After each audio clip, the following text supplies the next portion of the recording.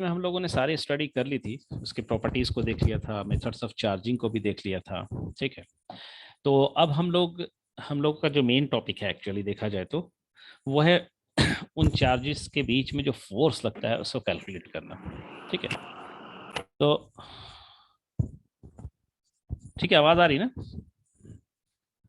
तो जैसे सपोज अगर मैं आपसे एक क्वेश्चन पूछूं कि हम लोगों ने प्रॉपर्टीज देख ली है, मान लेते हैं एक चार्ज है Q1, ठीक है, और एक चार्ज है Q2, ठीक है, ये दोनों हमने सामने सामने रख दिया। अगर मैं आपसे पूछता हूँ, मतलब इसको मैंने पकड़ लिया, इसको जो है हमने क्या कर लिया, इसको हमने पकड़ लिया, फिक्स कर दिया, तो इस पर फोर्स लगेगा। फोर्स लगेगा मतलब ये क्या करेगा, ये इससे दूर भागेगा या इसके पास जाएगा। ऑब्वियस सी बात है, आपको दिख रहा होगा, आपको समझ में आ रही होगी बात। दोनों का नेचर सेम है, हमने दोनों के आगे कोई साइन नहीं दिया, इसका मतलब दोनों पॉजिटिव चार्ज है। और हम लोग जानते हैं कि सेम चार्ज क्या करता है, एक दूसरे को रिपेल करता है। तो यानी इस पर एक फोर्स लगेगा इस तरफ, क्योंकि ये इधर जा रहा है। हम कहेंगे भाई 2 पे लगा, किसकी वजह से, 1 की वजह से, तो F21। अब यही केस इसके साथ कर ले, इसको पकड़ ले और इसको कर ले। ठीक है, इसको पकड़ के हम क्या करें, इस पर फोर्स निकालें Q1 पे। तो आपको बात समझ में आ रही होगी, Q1 पे भी फोर्स इधर ही लगेगा, वो इस तरफ भागेगा। ठीक है, वो क्या हो जाएगा, F12। ठीक है, तो यानी कहने का मतलब ये हुआ, आपको एक चीज दिख रही होगी क्लियर कट। अभी मैं कूलम्ब्स लॉ की बात नहीं कर रहा हूँ, अभी मैं एक जनरल सी बात कर रहा हूँ जो आपने 11th क्लास में सब पढ़ रखा है। ठीक है, तो अब अगर आप देखें तो आपको एक बात समझ में आ रही होगी कि ये दोनों फोर्सेस जो हैं, ये F21 और F12, ये क्या है, ये एक दूसरे को क्या कर रहे हैं, कैंसिल आउट कर रहे हैं क्या। ये दोनों एक दूसरे पर, मतलब Q1 जितना फोर्स Q2 पे लगाएगा, वही फोर्स Q2 जो है Q1 पे लगाएगा। ठीक है, और दोनों क्या होगा, अपोजिट डायरेक्शन में होंगे एक दूसरे के। अगर हम मान लेते हैं केस चेंज कर लें, इसको Q1 कर दें और यहाँ पर -Q2 कर दें, अब क्या होगा, तो ये उसको अपनी तरफ अट्रैक्ट करेगा। यानी यहाँ पर क्या हो जाएगा, F12 हो जाएगा, और यहाँ पे क्या हो जाएगा, F21 हो जाएगा। यानी कहने का मतलब है, हम लोग यहाँ से एक चीज सीख लिए इलेक्ट्रोस्टैटिक फोर्स के बारे में। अभी हम लोगों ने भी उसका मैग्नीट्यूड नहीं सीखा, हमने ये चीज सीख लिया कि F12 का जो मैग्नीट्यूड है वो F21 के मैग्नीट्यूड के बराबर होगा। ठीक है, इतनी सी बात समझ में आ रही है आपको? अब अगर मैं आपसे एक थोड़ा सा देखो, चार्जेस के बारे में है ना, ये जो पूरा का पूरा इलेक्ट्रोस्टैटिक्स है, हमने लास्ट क्लास में भी बोला था कि वेक्टर आप अपना रिवाइज कर लीजिएगा। ठीक है, वेक्टर की जरूरत पड़ने वाली है। ठीक है, साथ ही साथ ये पूरा मैकेनिक्स जो आपने पढ़ा है, मतलब Newton's law of motion, work power energy, circular motion, ठीक है, सेंटर ऑफ मास, ये सारी की सारी चीजें जो हैं, ये यहाँ पर भी यूज कर सकते हैं। जैसे मैं आपको एक एग्जांपल से एक क्वेश्चन पूछूं कि भाई देखिए, ऐसे ही छोटा सा एग्जांपल है जो आपने 11th में कर चुके हैं। जैसे मान लेते हैं यहाँ पर एक 2 कूलम का चार्ज रख दिया, ठीक है, जिसका मास है 2 kg। ठीक है, अब हमने क्या किया, इससे कुछ डिस्टेंस पे एक और हमने चार्ज रख दिया 4 कूलम का, इस पर मास है मान लेते हैं 4 kg। ठीक है, और जस्ट इसको छोड़ दिया, मतलब दोनों को छोड़ दिया। तो आपको बात समझ में आ रही होगी कि ये जो है दोनों चार्ज एक दूसरे से दूर भागेंगे। ठीक है, तो ये जो चार्ज है, यानी 4 कूलम वाला चार्ज जो है, ये यहाँ पहुंच गया, मान लेते हैं कहीं पहुंचा। ठीक है, वो यहाँ पर उसमें स्पीड आ गई होगी। जब ये एक दूसरे से दूर भाग रहे हैं तो ऑब्वियस सी बात है, ये इसमें क्या हो गई, स्पीड आ गई। तो मान लेते हैं उसकी स्पीड है 10 मीटर पर सेकेंड। ठीक है, तो ये भी दूर भागेगा, ये इसकी स्पीड कितनी होगी, कोई बताएगा हमको?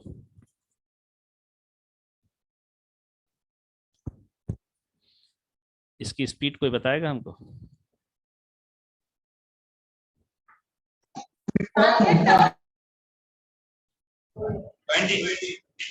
20। ठीक है, याद है सब आप लोगों को?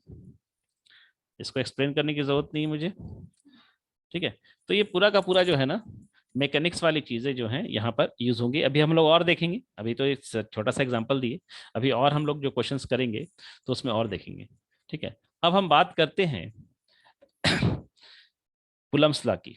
तो ये जो फोर्स आया, हमने जो देखा अभी पिछले पेज पे, वो जो आया था F12 जैसे, तो F12 जो फोर्स आया, कुलम साहब जो थे कूलम्स था, चार्ल्स कूलम्स। इन्होंने जो है प्रैक्टिकली करके देखा कि भाई ये जो है ये डायरेक्टली प्रोपोर्शनल टू Q1 है, साथ ही साथ डायरेक्टली प्रोपोर्शनल टू Q2 भी है, और ये भी देखा कि वो inversely proportional to distance between the. जैसे यहाँ पर जो है इनके बीच का कोई सेपरेशन मान लेते हैं R, तो इसके इनवर्सली प्रोपोर्शनल है, ठीक है। तो ये कंबाइंड फॉर्म में जो हमको फोर्स मिलता है, वो फोर्स का जो मैग्नीट्यूड आ जाता है वो कुछ ऐसा आता है, K(Q1 Q2 बाई R²। आपको इस चैप्टर में यही फोर्स का फॉर्मूला याद रखना है, K(Q1 Q2 by R²। I think आप लोग पढ़ भी चुके होंगे अभी तक, ठीक है। तो ये जो K है, K क्या है? कांस्टेंट है, जिसकी वैल्यू होती है 1/4πε0, ठीक है। और ये ε0 क्या होता है? ये भी एक कांस्टेंट है जिसको हम बोलते हैं permittivity, permittivity of free space, permittivity of free space, ठीक है, जिसकी वैल्यू होती है ε0 की वैल्यू किसी को याद है? पढ़ा है अभी आप लोगों ने? 3 into 10 to the 1. नहीं नहीं नहीं नहीं नहीं, sir 8.85 into 10 to the minus 12. हाँ एकदम सही जवाब, 10⁻⁻12। यूनिट भी बता दो, यूनिट निकालना पड़ेगा। हाँ तो आज इजी तो है, यहाँ देखो ना, यहाँ जो इसको f को ऐसे लिख लो, f को ऐसे लिख लो पहले तो, सबसे बड़ी 1/4πε0 और Q1 Q2 बाई R²। अब यहाँ से ε0 है, ε0 को इधर भेज दो, f को इधर भेज दो, तो ये क्या हुआ? Charge coulomb coulomb coulomb square. नीचे में क्या हो गया? फोर्स, पाई की तो यूनिट होती नहीं, 4 की यूनिट होती नहीं, तो नीचे में हो गया न्यूटन, और यहाँ R², न्यूटन मीटर स्क्वायर, ठीक है। तो कभी कभी इस पर भी मतलब आपको वैल्यू थोड़ा याद रखना चाहिए, ε0 की वैल्यू, ठीक है। यूनिट भी आपको समझ में आ गई। अच्छा, और डायरेक्ट वैल्यू K की भी हमको याद रखनी चाहिए, वो होती है 9 × 10⁹ और इसकी यूनिट क्या हो जाएगी? अब से बात है, वो रेसिप्रोकल था, तो रेसिप्रोकल था तो क्या हो जाएगा? ये न्यूटन मीटर स्क्वायर पर कूलम स्क्वायर हो जाएगा। ये आपको K की वैल्यू आ गई, ठीक है। अच्छा, ये जो हमने बताया आपको, ये F12 F21, तो आपको इससे क्या बात क्या समझ में आ रही है? इस तरह की कुछ चीजें आपने शायद 11th क्लास में देखी होंगी। ये जो है F12 और F21, ये क्या कर रहा है? एक दूसरे को कैंसिल आउट कर रहा है, यानी एक दूसरे के इक्वल है और अपोजिट है। इक्वल एंड अपोजिट फोर्स को हम क्या कहते थे, याद है कुछ? इक्वल एंड अपोजिट फोर्स को 11th में हम लोगों ने पढ़ा था। इक्वल एंड अपोजिट फोर्स जो होता है वो क्या? Newton's third law of motion, याद है? एक्शन रिएक्शन पेयर, ठीक है। एक्शन रिएक्शन पेयर कहते थे ना? बैलेंस फोर्स बोलते हैं। बैलेंस फोर्स नहीं बोलते हैं उसको, उसको एक्शन रिएक्शन फोर्स बोलते हैं। बैलेंस्ड फोर्स और एक्शन रिएक्शन फोर्स में क्या डिफरेंस है? दोनों में क्या है डिफरेंस? बैलेंस्ड फोर्स जो तुमने बोला, बैलेंस फोर्स यहां पर नहीं होगा। देखो यहाँ पर एक चीज ध्यान देने की, बहुत इंपॉर्टेंट चीज है, जो कि अक्सर स्टूडेंट कंफ्यूज करते हैं 11th क्लास में भी और बाद में भी कंफ्यूज करते हैं एक्शन रिएक्शन के नाम से। देखो यहाँ पर क्या है, ये F12 जो है Q1 पे लग रहा है और F21 Q2 पे लग रहा है, यानी ये दोनों फोर्सेस क्या हैं? ये दोनों फोर्सेस 2 डिफरेंट चार्जेस पे लग रहे हैं। ये दोनों फोर्स जो है वो 2 डिफरेंट चार्जेस पे लग रहे हैं, इसलिए इसको एक्शन रिएक्शन पेयर बोला जाता है। और जो बैलेंस फोर्स की तुम बात कर रहे हो, जैसे कोई बुक है, एक इधर से फोर्स लगा 10 न्यूटन, ठीक है, एक इधर से फोर्स लगा 10 न्यूटन, तो ये क्या है? ये बैलेंस्ड फोर्स है। ये बुक मूव नहीं कर रही है तो ये बैलेंस फोर्स हो गया, 10 राइट और 10 लेफ्ट, ये बैलेंस फोर्स है, सेम बॉडी पे लगता है। और एक्शन रिएक्शन पेयर जो है वो क्या होता है? अपोजिट बॉडी पे, डिफरेंट बॉडी, मतलब अपोजिट नहीं कर, डिफरेंट बॉडी पे लगता है, ठीक है। बात समझ में आ गई? तो ये आपका एक्शन रिएक्शन पेयर हुआ। अच्छा, अब एक्शन रिएक्शन पेयर तो हो गया, अच्छी बात है, हमने आपको समझा दिया। हो सकता है आप में से कोई स्टूडेंट कहे कि ठीक है सर आपने तो बता दिया एक्शन रिएक्शन पेयर, तो ठीक है एक काम करते हैं, ये मेरा Q1 है और ये मेरा Q2 है, और ये Q1 पे फोर्स इधर लग रहा है और Q2 पे फोर्स इधर लग रहा है, ठीक है। ये आप इधर ऐसे, किसी स्टूडेंट ने हमसे बोल दिया ऐसा, तो ये भी तो एक्शन रिएक्शन पेयर हो गया, ये भी तो एक्शन रिएक्शन पेयर हो गया। लेकिन क्या ये, इसको अगर हम ध्यान से देखें और जो अभी फिगर जो बनाया इसको ध्यान से देखें, तो क्या दोनों सही है? दोनों एक है। तो इसमें हमको एक चीज और ऐड करनी पड़ेगी, उसमें एक चीज और हमको ऐड करनी पड़ेगी। क्या ऐड करनी पड़ेगी कि ये जो इलेक्ट्रोस्टैटिक फोर्स जो होता है, यानी कि एक चीज तो यहाँ पर मैं नोट कर देता हूँ थोड़ा सा शॉर्टकट में, इलेक्ट्रोस्टैटिक फोर्स, ठीक है, इलेक्ट्रोस्टैटिक फोर्स एक्ट्स बिटवीन, ठीक है, two different charges, two different charges, ठीक है, ये हो गया। अच्छा, और और इसमें क्या बोल सकते हैं, दोनों का मैग्नीट्यूड भी सेम है, magnitude of forces is same, magnitude of forces is same, ठीक है। देखो दो डिफरेंट चार्जेस पे है, मैग्नीट्यूड ऑफ फोर्सेज भी सेम है, और डायरेक्शन ऑफ फोर्सेज क्या है, direction of forces is opposite. तो इस पॉइंट को देखते हुए अपोजिट, ठीक है, हम क्या बोल सकते हैं कि इलेक्ट्रोस्टैटिक फोर्स ये जो क्या है, ये जो क्या है, ये एक्शन रिएक्शन पेयर है। ये क्या है, एक्शन रिएक्शन पेयर है। आवाज बड़ी अजीब से आ रही, किसका ऑन है, माइक ऑफ कर लो, ठीक है। एक्शन रिएक्शन पेयर, लेकिन यहां पर एक्शन रिएक्शन पेयर है, लेकिन ये सही नहीं है। तो हम यहां पर भी एक लाइन हमको और लिखनी चाहिए कि इलेक्ट्रोस्टैटिक फोर्स, म्यूट हो जाओ, कौन है पांडुआ, वहां से ही आवाज आ रही कुछ, माइक सही नहीं क्या, म्यूट कर दो।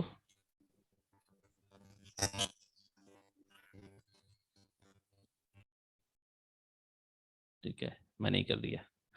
तो इलेक्ट्रोस्टैटिक फोर्स क्या है, ये बहुत इंपॉर्टेंट पॉइंट है, always acts along the line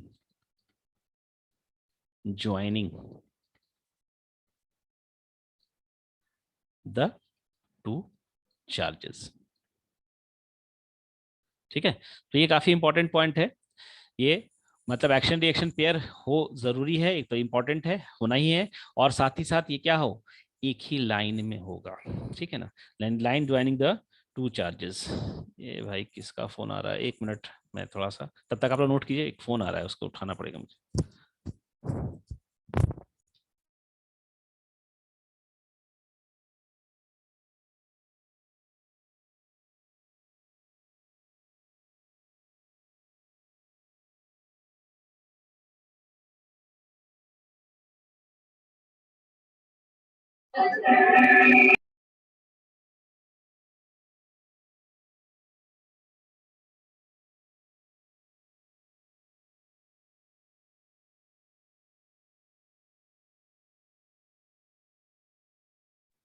हाँ, नोट कर लिया आप लोगों ने।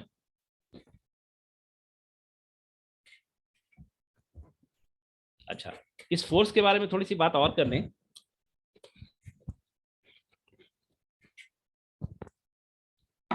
इलेक्ट्रोस्टैटिक फोर्स जो होता है, ये आप लोगों ने प्लस 11th क्लास में पढ़ा होगा ना, कंजर्वेटिव फोर्स।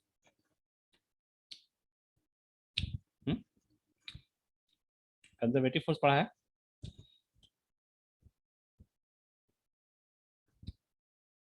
आवाज नहीं आ रही कुछ,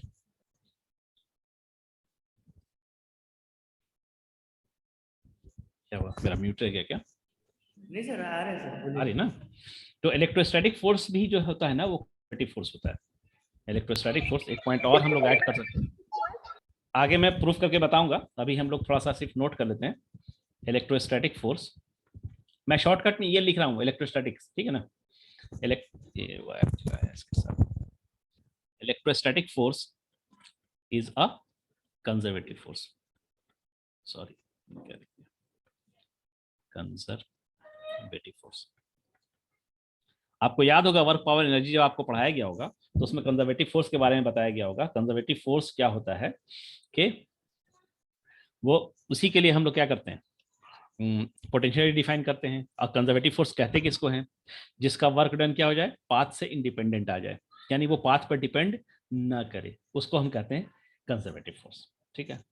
खैर, तो हम लोगों ने एक चीज देख लिया कि बहुत सिंपल से तरीके से देख लिया कि भाई Q1 Q2 चार्ज है, इसको फोर्स कितना लग गया, तो K Q1 Q2 by R square. के की वैल्यू भी हमको निकली। अब हमारे पास जो क्वेश्चंस वगैरह आएंगे तो क्या आएंगे, ज्यादा से ज्यादा K Q1 Q2 की वैल्यू दी रहेगी, R की वैल्यू दी रहेगी, फोर्स पूछेंगे, इससे ज्यादा तो कुछ पूछ नहीं सकते। लेकिन अगर मान लेते हैं कि जैसे एक आप Q1 है और दूसरा चार्ज है Q2, ठीक है, अब मैं आपसे कहूँ कि भाई फोर्स बताइए, ये माइनस Q2 मान लेते हैं, ठीक है, तो आपने बताया कि हाँ इसका फोर्स जो है, ये फोर्स इधर लग रहा है,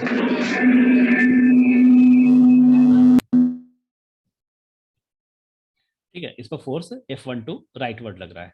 लेकिन मैं आपसे कहूँ कि भाई एक एक चार्ज और यहाँ पर आ गया, मान लेते हैं ये Q3 आ गया, ये भी माइनस में, तो अब क्या होगा, अब ये होगा कि ये जो Q3 है वो भी Q1 पे फोर्स लगाएगा, ये F13 हम कह लें,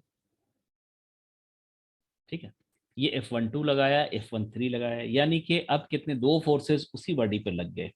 अच्छा, अच्छा, ये जब फोर्स लगा रहा है यानी F13 लगा रहा है, तो क्या F12 पे कुछ फर्क पड़ रहा है क्या?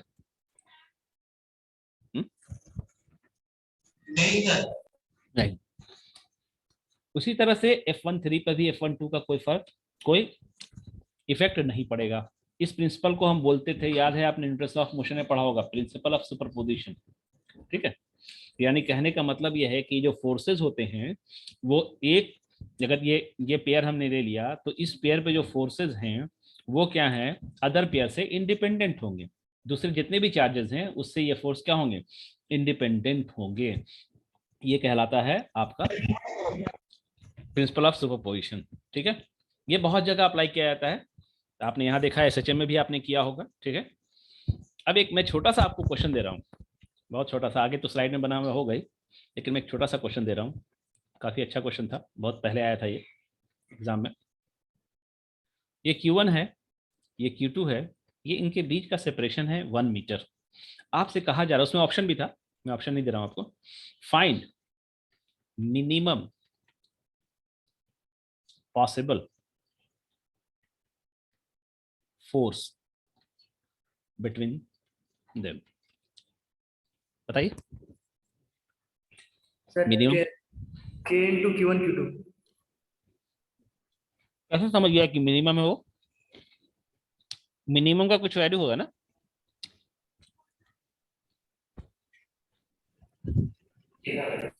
मिनिमम, वो तो आपने फोर्स निकाल दिया है, मिनिमम बताना है, मिनिमम। ओके, ये हो सकता है सर, हम्म, के भी हो सकता है, जीरो भी हो सकता है। जीरो, याद है आपको, हमने आपको बताया था क्वांटाइजेशन ऑफ चार्ज, और आपको एक चीज सिखाई थी कि मिनिमम चार्ज जो हम दे सकते हैं किसी बॉडी पे या ले सकते हैं, वो कितना चार्ज होता है, वो इलेक्ट्रॉनिक चार्ज होता है ना, याद है, वो इलेक्ट्रॉन का चार्ज होता है। यानी अगर आपसे मिनिमम फोर्स पूछ रहा है, फोर्स का तो फॉर्मूला हमको मालूम है कि फोर्स का फॉर्मूला होता है के Q1 Q2 by R square, ठीक है, और यहाँ आर की वैल्यू 1 दी हुई है, और के की वैल्यू भी हमको मालूम है। तो अब हमको मालूम हो गया कि फोर्स जो है वो Q1 और Q2 पर डिपेंड करता है। तो यानी कहने का मतलब है Q1 और Q2 की मिनिमम वैल्यू हमको रखनी पड़ेगी। रख गया।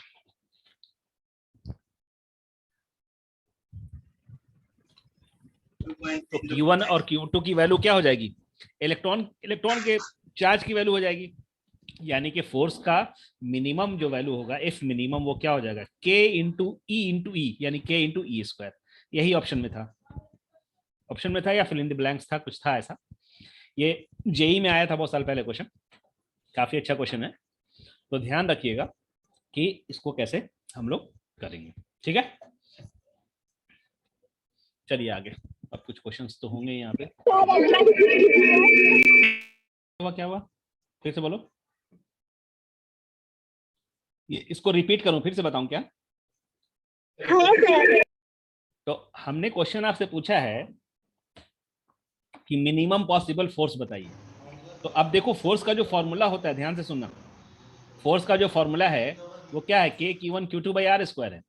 के की वैल्यू हमको मालूम है, इसकी वैल्यू को हम चेंज नहीं कर सकते, 9 इंटू 10⁹9। आर की वैल्यू दी हुई क्वेश्चन में 1 मीटर, इसको भी हम चेंज नहीं कर सकते। यानी कि जो फोर्स की जो वैल्यू होगी, अगर मिनिमम या मैक्सिमम जो भी, वो किस पर डिपेंड करेगी, तो Q1 और Q2 पर डिपेंड करेगी। और लास्ट क्लास में आपको बहुत डिटेल में हमने क्वांटाइजेशन ऑफ चार्ज के बारे में बात की थी कि चार्ज जो है, मिनिमम चार्ज हम कितना ट्रांसफर कर सकते हैं किसी बॉडी पे, तो वो 1 इलेक्ट्रॉन के चार्ज के बराबर हम कर सकते हैं। यानी किसी बॉडी पर मिनिमम चार्ज जो आएगा वो 1 इलेक्ट्रॉन का चार्ज होगा। तो 1 इलेक्ट्रॉन का चार्ज सबसे मिनिमम होता है, तो हम Q1 की जगह पे E लिख देंगे और Q2 की जगह भी E लिख देंगे, तो क्या हो जाएगा ke²। R की जगह तो 1 ही है, तो F मिनिमम क्या हो गया, ke² हो गया। ठीक है, ओके, क्लियर।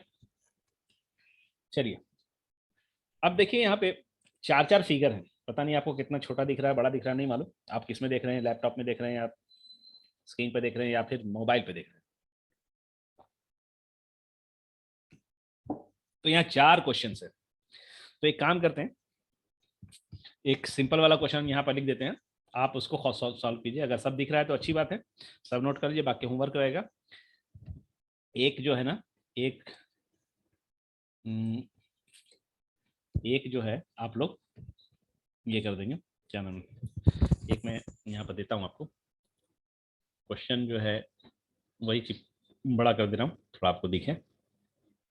सिंपल सा क्वेश्चन, ये है Q, ये भी है Q, ये भी है Q।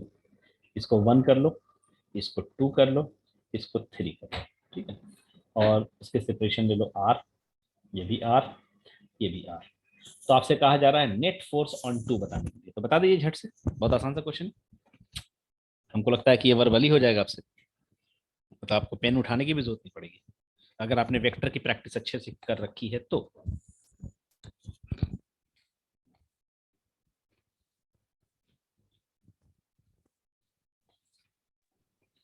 To K dash Q square by R square, 2 k dash Q square by R square. के डैट के लिखो ना, कांस्टेंट रखे हैं। वहाँ के होगा, मतलब के होगा सर, के डैश। 2k² क्या बोल रहे हो, और कोई आंसर?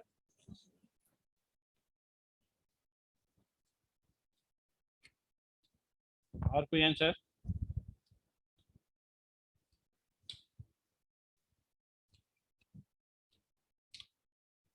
और किसी का आंसर आया? देखो, हमने आपको हिंट भी दिया था, आपको बोला भी था कि आप लोग वेक्टर पढ़ के आएंगे। देखो, ये जो है इस पर फोर्स लगाएगा इधर ना, और ये कितना हो जाएगा, कितना फोर्स लगाएगा, k³/r² ना। और ये वाला जो है इधर लगाएगा, ये भी तो हो जाएगा k³/r²। ठीक है, अच्छा, ये इक्विलैटरल ट्रायंगल आपको दिख रहा है RRR, यानी कहने का मतलब क्या हो गया, ये 60 डिग्री, तो इधर भी क्या हो जाएगा, 60 डिग्री होगा। आप वेक्टर याद करो कि 2 इक्वल वेक्टर होता था और वो उसके बीच का एंगल 60 डिग्री होता था, तो वो क्या होता था, उसका रिजल्टेंट उसके बीच यानी 30 डिग्री से पास करता था, ऐसे।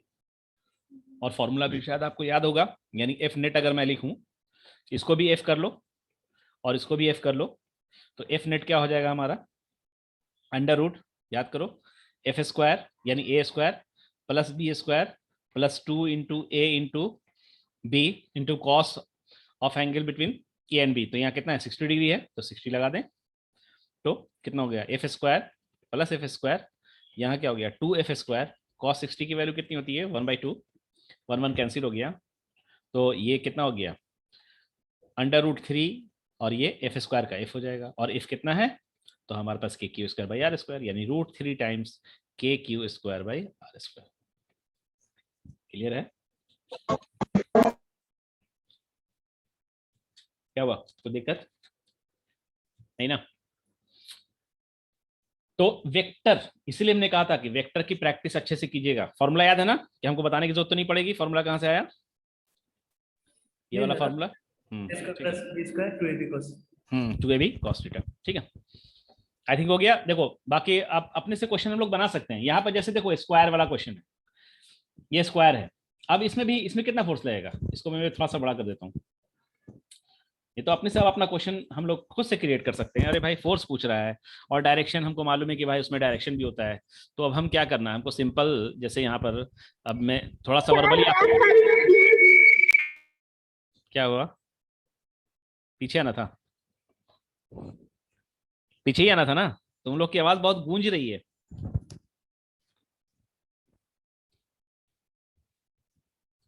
आवाज बहुत गूंज रही है ये हमारी गर्ल्स की। ठीक है, फिर से एक बार बोलो, यस या नो, इस पर बोलो। हाँ सर। ठीक, तो अब बात कर रहे थे, वो इक्विलेटरल ट्रायंगल था और यहाँ पर क्या है, यहाँ पर स्क्वायर है, जैसे ये क्यू है, ये क्यू है, ये क्यू है, ये क्यू है। अब मैं ऐसे कहूँ कि इस क्यू पर फोर्स बताइए, तो आराम से आप लोग निकाल सकते हो ना, इसका इधर, इसका इधर, ये दोनों इक्वल होगा मैग्नीट्यूड, और इस इधर होगा, इसका क्या हो जाएगा, ये अलग हो जाएगा। तो हम आई थिंक निकाल सकते हैं तीनों फोर्स का सम, कर सकते हो ना, कि करना पड़ेगा ये सब आप लोग होमवर्क में रखिए ना, ये सब सारे क्वेश्चंस को, एक जैसे क्वेश्चंस को। ठीक है, तो हम लोग बहुत तेजी से खत्म कर लेंगे, सिलेबस हम लोग कवर हो जाएगा। ठीक है, कर लोगे इसको, ये सब बहुत कॉमन क्वेश्चन है, हर बुक में मिलेगा, जो तुम बुक उठाओगे सब में मिल जाएगा ये सब सारे क्वेश्चंस। ठीक है, मैं इस पर थोड़ी सी बात और करना चाहूंगा, कि जैसे मैं आपसे पूछ रहा हूं कि भाई ठीक है, चलो ये हुआ, ये क्यू, ये क्यू, ये क्यू, ये क्यू, सेंटर पे एक चार्ज क्यू रख दिया, यहाँ पे कितना फोर्स लगेगा, 0 0। Net force 0। ठीक है, अच्छा अब यहाँ पर माइनस कर दिया, अब कितना फोर्स लगेगा, साइड फिर 0, पहला वाला तो 0 था जब माइनस क्यू नहीं था, तो अब माइनस कर दिया तो सर एक मैग्नीट्यूड आएगा, मतलब के K1 की Q1 एंड के क्यू स्क्वायर तो होगा ही होगा, हाँ एक मैग्नीट्यूड आएगा। 8 टाइम्स, यहाँ पर क्या होगा नीचे में, ए स्क्वायर, A स्क्वायर। देखो ये इस पर फोर्स लगाएगा इधर, ये भी लगाएगा इधर, यानी दोनों ऐड हो जाएगा, ये दोनों तो कैंसिल हो जाएगा ना, एक मैग्नीट्यूड आएगा बोला मैंने। सिर्फ 8, 8 नहीं, मतलब 1 मैग्नीट्यूड आएगा सिर्फ। अच्छा 1 मैग्नीट्यूड आएगा, एफ आएगा, सिर्फ ओनली एफ है, नहीं समझ पा रहे हैं, एक मिनट हम समझ, रुको रुको रुको एक मिनट, हाँ बोलो बोलो बोलो बोलो बोलो।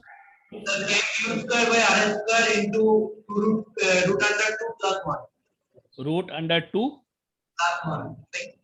रूट अंडर टू, अच्छा 2 यहाँ +1 है ना, ऐसे बोल रहे हो, ऐसा है, इतना टिपिकल तो नहीं होना चाहिए, खैर देख लो, ये डिस्टेंस कितना हो जाएगा, ये वाला डायगोनल है ना, डायगोनल का हाफ, डायगोनल कितना हुआ, √2a, अगर a ले रहे हैं तो ये क्या हो जाएगा, a/√2। ठीक है, तो सबके लिए वही होगा ना, a/√2 सारा डायगोनल। अच्छा ये प्लस क्यू है, ये प्लस क्यू है, तो इसका फोर्स इधर लगा, ये भी प्लस क्यू है तो इसका फोर्स इधर लगा, तो ये इसका और इसका फोर्स तो एक दूसरे को कैंसिल कर लिया, लेकिन ये दोनों फोर्स क्या होगा, ये दोनों फोर्स जो है दोनों एक दूसरे को सपोर्ट करेगा, तो एक निकाल के 2 से मल्टीप्लाई कर दे, एक निकाल के 2 से मल्टीप्लाई कर दे, यानी एफ नेट जो है वो क्या हो जाएगा 2 टाइम्स, अब एक को निकालो, के क्यू स्क्वायर बाई डिस्टेंस कितना है, a/√2 का स्क्वायर, यानी a/√2 का स्क्वायर, स्क्वायर कर दो तो √2 का स्क्वायर करेगा 2, तो ये हो जाएगा 4k Q square by a square. ठीक है, बात समझ में आई, ऐसा नहीं होगा। ठीक है, ध्यान से देखो ना, डायरेक्शन देखो, नहीं समझ में आ रहा तो फिर से बनाऊं, अगर नहीं समझ में आ रहा है तो एक बार फिर से मैं फिगर बना रहा हूं थोड़ा सा बड़ा, आप समझने की कोशिश कीजिए। यहाँ पर स्क्वायर है, स्क्वायर के 4 कॉर्नर पे चार्ज रखा हुआ है, यहाँ माइनस क्यू है, यहाँ क्यू है, यहाँ पर क्यू है, यहाँ पर भी क्यू है। अब मैंने आपसे पूछा कि भाई सेंटर पे एक चार्ज क्यू रखा है, इस पर फोर्स बताइए, तो अब चारों चार्ज की वजह से फोर्स देखो। अरे एक काम करते हैं, इसको 1 कर लेते हैं, इसको 2 कर लेते हैं, इसको 3 कर लेते हैं, इसको 4 कर लेते हैं। अच्छा देखो सब क्यू है, तो यानी कहने का मतलब है कि इस सेंटर वाले चार्ज पे जो फोर्स लग रहा होगा वो सब इक्वल होगा, मान लेते हैं वो एफ है, तो ये जो है यहाँ से 4 जो है फोर्स लगा रहा है इधर, ठीक है, ये भी एफ हुआ, 2 जो है फोर्स लगा रहा है इधर, ये भी एफ हुआ, तो ये एक दूसरे को कैंसिल कर लिया ना। ठीक है, अच्छा ये जो क्यू है यानी 1 वो फोर्स लगा रहा है, यानी रिपेल कर रहा है ना, दोनों पॉजिटिव है इधर। ठीक है, और ये जो 3 लगा रहा है वो अट्रैक्ट कर रहा है, वो भी इधर है, यानी ये एफ, ये भी एफ, यानी कि 2f। और एफ कितना हो जाएगा तो वो तो हम यहाँ पर सिखा चुके हैं आपको। आई थिंक क्लियर होगा अब, ठीक है ना। तो इसमें देखो, अब इसमें क्या क्या वैरायटी कर सकते हैं। अब इसमें फिर यहाँ माइनस क्यू है, एक और माइनस क्यू यहाँ लगा दो, ये तो इस प्लस क्यू की जगह माइनस क्यू लिख दें, तो अब क्या होगा, अब दोनों फोर्स ऐड हो जाएगा, इधर वाला भी इधर वाला भी, यानी ये 2f ये भी 2f, और दोनों के बीच का एंगल कितना 90 डिग्री है, तो आप निकाल सकते हो, कर सकते हो ना। थोड़ा सा कभी कोई कोई बोल दो तो अच्छा लगेगा, थोड़ा सा बोल दो तो हमको अच्छा लगेगा। जी सर। ठीक, तो अब, हाँ, अब क्या है कि अब चार्जेस जैसे भी जो करना है कर लो यहाँ पर। अब जो हमारा फिजिक्स का जो काम है, फिजिक्स का अब कुछ काम नहीं रहा, अब सिर्फ वेक्टर। अगर आपको वेक्टर आता है, यानी कि फोर्स, यानी कि मैथमेटिक्स आपको आता है, तो आप इजीली इलेक्ट्रोस्टैटिक्स के जो क्वेश्चन है, यानी कूलम्ब्स लॉ पे जो बेस्ड है, वो बहुत इजीली इस तरह के क्वेश्चन, जैसे आपके मतलब ये हो गया, स्क्वायर कर दिया, ट्रायंगल का भी केस लिया, कोई कह दे कि भाई हेक्सागन ले लो, कोई कहे कि भाई हेक्सागन ले लो, अब बताओ हेक्सागन में क्या होगा, ठीक है, सब पे क्यू है, सब पे क्यू है, सब पे क्यू है, सब पे क्यू है, सब पे क्यू है, सब पे क्यू है, सेंटर पे भी क्यू है, अब क्या होगा, तो आप बहुत इजीली सॉल्व कर सकते हो, भाई जीरो होगा। लेकिन अगर यहाँ पर एक माइनस क्यू कर दें तो बाकी सब कैंसिल, इन दोनों का सिर्फ रिजल्टेंट होगा। कोई कहे कि यहाँ पर कर दें तो बाकी ये दोनों कैंसिल, इसका हो जाएगा। तो आप इजीली कर सकते हो, वो टफ बनाया जा सकता है सिर्फ मैथमेटिक्स के बेसिस पर। लेकिन हमारे पास फॉर्मूला क्या है, K Q one Q two by R square. अगर ये आपको याद है तो फिर आपको कोई परेशानी की बात नहीं है, ठीक है। आइए, अच्छा, अब एक क्वेश्चन मैं आपको देता हूं, अगर आप ये सारे कॉन्सेप्ट को अच्छे से समझ गए हैं तो एक बहुत अच्छा क्वेश्चन है, थोड़ा सा ट्रिकी है, आप इसको कीजिए। मान लेते हैं एक घड़ी है, मतलब एक सर्कल है, मतलब घड़ी के जैसा, और घड़ी की जो सुइयां होती हैं, या 1 से लेकर 12 तक होता है ना, ऐसे, ये हो गया 1, ये हो गया 2, ये हो गया 3, 4, 5, 6, 7, 8, 9, 10, 11। यहाँ पर 1 कूलम का चार्ज रखा हुआ है, यहाँ पर 2 कूलम का चार्ज रखा हुआ है, यहाँ पर 3 कूलम का चार्ज रखा हुआ है, यहाँ पे 4 कूलम का, ये 5 कूलम का, ये 6 कूलम का, ये 7 coulomb, 8 coulomb, 9 coulomb, 10 coulomb, 11 coulomb, और 12 कूलम। और सेंटर पे एक चार्ज रखा हुआ है 1 कूलम का, और इसके बीच का जो सेपरेशन है, मतलब वो रेडियस कह लो, ये मान लो ए है, ठीक है। तो हमसे क्वेश्चन पूछ रहा है, फाइंड आउट, यानी कि एफ नेट बताना है, F net on 1 coulomb charge at centre, ठीक, बताइए। तब तक मैं कुछ टिफिन कर लूं।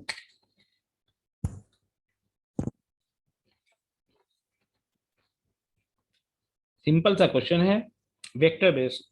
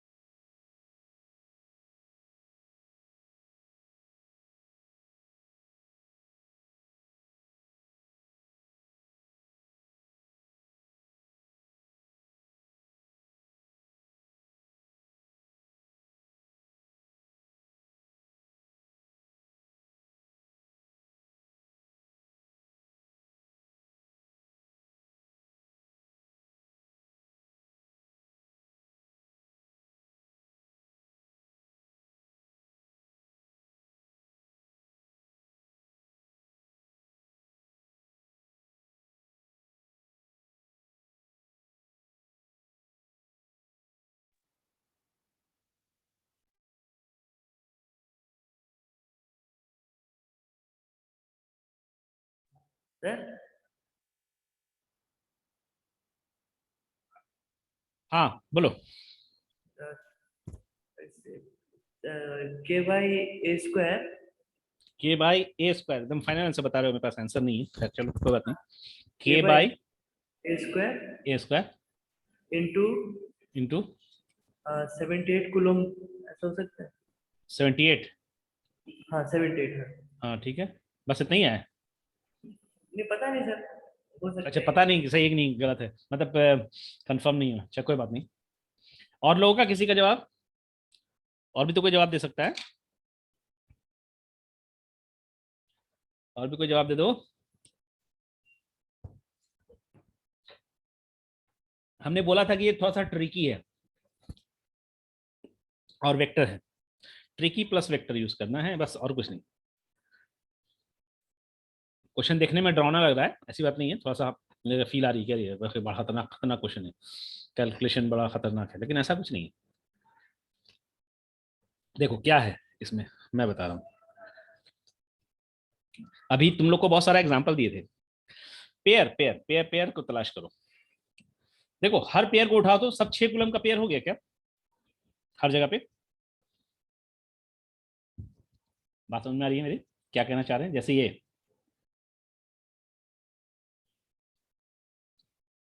1 कूलम इधर फोर्स लगेगा, और ये 7 कूलम के साथ लगेगा अपोजिट, तो माइनस करेंगे 7 - 1 तो 6 हो जाएगा, यानी इफेक्टिव क्या हो गया 6। ठीक है, अच्छा इधर भी इफेक्टिव क्या होगा 6, इधर भी इफेक्टिव 11 और 5 6, 10 और 6 4 6, 9 और 3 6, 8 और 2 6, यानी कि इस पर जो है हर पेयर फोर्स क्या लगाएगा, सेम लगाएगा, और वो कितना पेयर होगा, क्या 6 पेयर होगा, ठीक है ना? वो जो पेयर होगा वो 6 पेयर होगा, ठीक है। तो और कैसे होगा उसको हम लोग थोड़ा सा अलग फिगर में बना के देख लेते हैं, समझते हैं। देखिए हाँ, तुम लोग की आवाज बहुत गूंजती है जबरदस्त टाइप से हाँ कुछ बोलो आहिस्ता से, थोड़ा सा एक काम करो ना, स्पीकर और माइक इन दोनों से थोड़ा सा डिस्टेंस बनाओ। तुम्हारा तो माइक जो है ना स्पीकर के पास नहीं रहना चाहिए, वो उसकी वजह से आवाज जो है ज्यादा गूंज जाती है, ठीक है। एम्पलीफिकेशन हो जाता है, 12th में पढ़ोगे, एम्पलीफिकेशन पढ़ाएंगे, तो एम्पलीफिकेशन हो जाता है जिसकी वजह से आवाज तेज हो जाती है। तो थोड़ा सा माइक और स्पीकर में डिस्टेंस बनाओ, तो ऐसी आवाज नहीं होगी। हाँ फिर से बोलो, कोशिश करो, क्या बोलना चाह रही हो? आया किसी का आंसर? चलो ठीक है कोई बात नहीं। सर 36K/A², पता नहीं आंसर मेरे को नहीं मालूम है, चलो देखते हैं। तो ये तो समझ में आया ना कि 6 पेयर हो गया है, तो 6 पेयर में जैसे ये 12 और 6 का है तो नीचे लगेगा फोर्स F, ठीक है। अच्छा 9 और 3 का है, इधर लगेगा, ठीक है। अच्छा अब देखो, जीरो तो नहीं आएगा बाबू, देखो जीरो कैसे होगा, अपोजिट तो हो ही नहीं रहा ना, अपोजिट होगा तब तो जीरो होगा। बात को ध्यान से फिर से समझो, ये जो पेयर बन रहा है, जैसे यहां पर, एक मिनट में कलर चेंज कर देता हूं, येलो से ये ग्रीन से, ये 1 कूलम और 1 कूलम के बीच में फोर्स लगेगा, कितना होगा, ऐसे मैं लिख दूं अगर तो K × 1 × 1/A², ठीक है। और ये क्या लगेगा, इधर लगेगा 7, K × 7/A², तो इक्वल एंड अपोजिट हुआ ना, तो कितना हो जाएगा, घट के कितना हो जाएगा, K × 6/A² हो जाएगा ना। हर पेयर का जो फोर्स होगा वो K × 6/A² होगा, उसको मैं F लिख दे रहा हूं, ठीक है। यानी जितना 6 पेयर बन रहा है, 6 पेयर का इक्वल, सब इक्वल फोर्स लगेगा, लेकिन डायरेक्शन तो अपोजिट है ना, सॉरी अपोजिट कह रहा हूं, डायरेक्शन तो डिफरेंट है ना, तो इसलिए हम लोग को डायरेक्शन भी देखना पड़ेगा। तो आइए मैं कर रहा था, ये दो फोर्स तो समझ में आया, एक 12 और 6 का पेयर, और एक 9 और 3 का पेयर। अच्छा अब अगर मैं बात करूं 8 और 6 का पेयर, 8 और 2 का पेयर, तो 8 और 2 का पेयर भी इधर होगा ऐसे, अच्छा ये भी F। फिर 7 और 1 का पेयर, वो भी ऐसा होगा। फिर 11 और 5 का पेयर, ये हो गया। फिर 10 और 4 का पेयर, ये हो गया। अच्छा अब देखिए, आपको तो मालूम होगा वॉच जो होती है क्लॉक, सबके बीच का एंगल कितना होगा, 1 और 2 के बीच का एंगल 30, फिर 2 और 3 के बीच का एंगल 30, फिर ये 30, फिर ये 30, फिर ये 30। समझ पा रहे हो ना सब? फॉलो कर रहे हो ना? अब देखो एक काम करते हैं, नंबरिंग कर लेते हैं। 1 मिनट, चाय खत्म कर ली।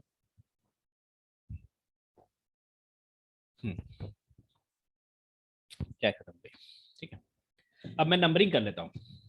ये 1, ये 2, ये 3, क्योंकि पूछने में आपसे और समझाने में आसानी होगी। ये भी एफ है, ये 4, ये भी एफ है, ये 5, ये भी एफ है, ये 6, ठीक है। अब ध्यान से देखो 2 और 4, 2 और 4 को देखो। 2 और 4 जो है 30 डिग्री पे है ऊपर, और एक है 4 जो है नीचे। तो आपने कंपोनेंट ऑफ वेक्टर पढ़ा होगा ना, ये इधर एक फोर्स है और एक इधर फोर्स है, ठीक है। तो इसका 2 कंपोनेंट, इसका जो एक कंपोनेंट इधर होगा वर्टिकल और एक हॉरिजॉन्टल होगा, और उसी तरह से नीचे वाले का भी एक वर्टिकल होगा और एक हॉरिजॉन्टल होगा। तो आपको ये दिख रहा होगा कि दोनों का वर्टिकल कंपोनेंट क्या कर लेगा, कैंसिल कर लेगा क्या? यानी कि फोर्स नंबर 2 और फोर्स नंबर 4 का वर्टिकल कंपोनेंट एक दूसरे को कैंसिल करेगा। क्लियर है? बात समझ रहे हैं आप लोग? कोई भी एक आदमी बोल दो यस तो अच्छा लगेगा। मैं बोल रहा हूँ कि देखो ये एंगल में किसी को परेशानी तो नहीं है। 30 डिग्री है एंगल, तो 30 डिग्री सब क्लॉक के में तो 30 डिग्री बनता है ना, 1 2 2 3 सबके बीच में एंगल 30 डिग्री बनता है, क्योंकि टोटल कितना बनना चाहिए, 360 बनना चाहिए। तो 360 को 12 से डिवाइड कर दो, 30 हो जाएगा, ठीक है ना। तो 30 डिग्री सब में बन रहा है। तो अब ये वाला जो 3 नंबर फोर्स है उसको बेस लाइन मान के चलो, बेस लाइन जैसे यहाँ पर हमने बनाया है ये वाला बेस लाइन, ठीक है। अब ये फोर्स 2 है, ये 2 नंबर फोर्स है, और ये फोर्स नंबर 4 है। तो ये दोनों तो मैग्नीट्यूड वाइज तो सेम ही है। यहाँ 30 डिग्री है और यहाँ भी 30 डिग्री है, ठीक है। कंपोनेंट ऑफ वेक्टर करने आपको आता है। एफ का दो कंपोनेंट, इधर क्या हो जाएगा, एफ साइन 30, एफ कॉस 30 इधर लिख देंगे, ठीक है। एफ कॉस 30 ये 2 का लिख रहे हैं, 4 का भी तो ये होगा, 4 का भी इधर क्या हो जाएगा, एफ कॉस 30, और इधर क्या हो जाएगा, एफ साइन 30। तो ये दोनों ऊपर नीचे वाले जो साइन 30 हैं ये एक दूसरे को कैंसिल कर लेंगे ना, इक्वल एंड अपोजिट हो गए। तो ये दोनों क्या हो गया, कैंसिल हो गया, खत्म। उसी तरह से 1 और 5 का भी देखो ध्यान से, तो क्या वो भी कैंसिल हो जाएगा, 60 हो गया ना, तो एंगल 60 हो गया, नीचे भी 60 हो गया। तो 1 और 5 का भी जो वर्टिकल कंपोनेंट है वो क्या हो जाएगा, वो भी हमारा कैंसिल हो जाएगा। ठीक है, समझ पाए? ठीक।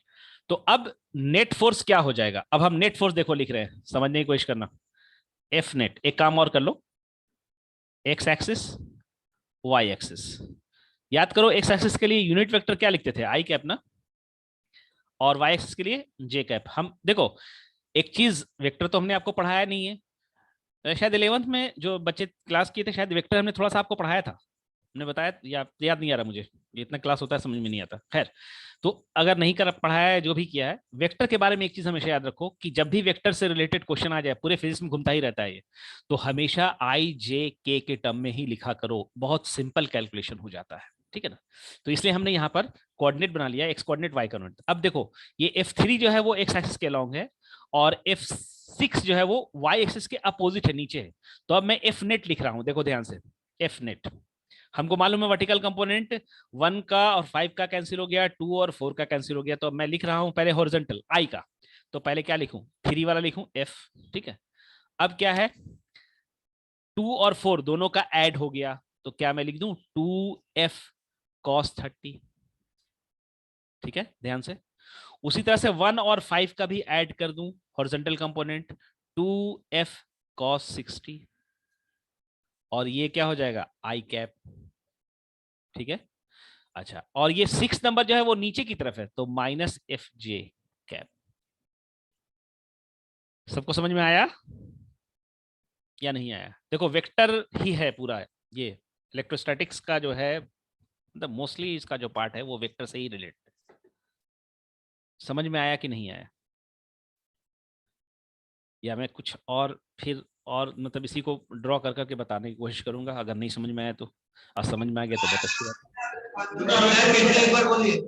एक बार फिर से बोलूं, चलो नया पेज बना के बोलता हूं, थोड़ा बड़ा। आइए पहले एक काम करते हैं, इधर अपना एक्स एक्सिस ले लेते हैं, ठीक है।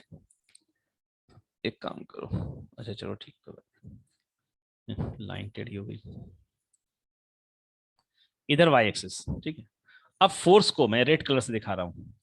ये वाला कौन सा फोर्स था? ये था 3 नंबर, ठीक है। और ये वाला फोर्स था 6 नंबर।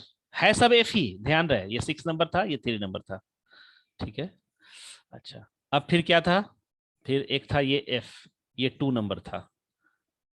ये कितना एंगल पे? 30 डिग्री पे। और फिर इधर भी था 30 डिग्री पे, ये भी एफ ही था, और ये 4 नंबर हो गया, ठीक है। फिर क्या था? फिर एक और एफ था, वो 1 नंबर, यानी कि जब सुई 1 पे होगी, मतलब 1 चार्ज पे। और ये एफ, और ये 5 नंबर, ठीक है। ये भी 30, ठीक है। ये भी 30, ये भी 30, ठीक है। चलो, अब सबको अगर हम 1 बाय 1 एक, मतलब एकदम बेसिक से बता रहा हूं, कोशिश करना समझने की। जो वेक्टर आपने पढ़ा है एकदम वहीं से बता रहा हूं। तो पहले ऊपर वाले फोर्स को, यानी कि फर्स्ट फोर्स को हम लिखने की कोशिश कर रहे हैं, इसको कंपोनेंट फॉर्म में, ठीक है। कैसे लिखेंगे? क्या हम ऐसा लिखें? एफ कॉस 60 आई कैप प्लस एफ साइन 60 जे कैप। ये बात समझ में आई कि नहीं आई? ये बात समझ में आई कि नहीं आई? आई आई आई ना, ठीक है, चलो अच्छी बात है। अब F2 को लिख लें। ये क्या हो जाएगा? F cos 30 आई कैप प्लस F sin 30 जे कैप, ठीक है। आई थिंक ये भी समझ में आ गया होगा। जब वो समझ में आ गया तो इसको समझने में कोई दिक्कत ही नहीं। अब 3 की बात कर ले, तो 3 तो एक्स एक्सिस के लंग है, तो F आई कैप लिख दे इसको, ठीक है। F4 की बात करते हैं, 4 नंबर। अब ये इसका भी एक्स कंपोनेंट तो उधर ही है, यानी F cos 630 ही है, और आई कैप है, लेकिन इसका y कंपोनेंट नीचे चला जाएगा, यानी माइनस F sin 30 जे कैप, ठीक है। उसी तरह से F5 की बात कर ले, 5 नंबर फोर्स की, तो इसका भी एक्स कंपोनेंट तो आई ही की तरफ है, यानी पॉजिटिव एक्सेस की तरफ है, F cos 60 आई कैप, और लेकिन इसका y कंपोनेंट नीचे है, माइनस में आएगा, माइनस F sin 60 जे कैप। अब 6 नंबर, 6 नंबर तो वो तो नीचे है, यानी कि माइनस F जे कैप। अब हमको नेट फोर्स निकालना है, ऐड कर दो। तो अब ध्यान से देखो, F sin 60 minus F sin 60 cancel हो गया, F sin 30 minus F sin 30 cancel हो गया, बाकी सबको ऐड कर दो। तो देखो ऐड करके क्या लिखोगे? F cos 60 2 बार आया, यानी 2 times F cos 60। F cos 30 भी 2 बार आया, यानी 2 टाइम्स F cos 30, और F एक बार आया, यानी I के लॉन्ग की बात कर रहे हैं। तो क्या हो जाएगा?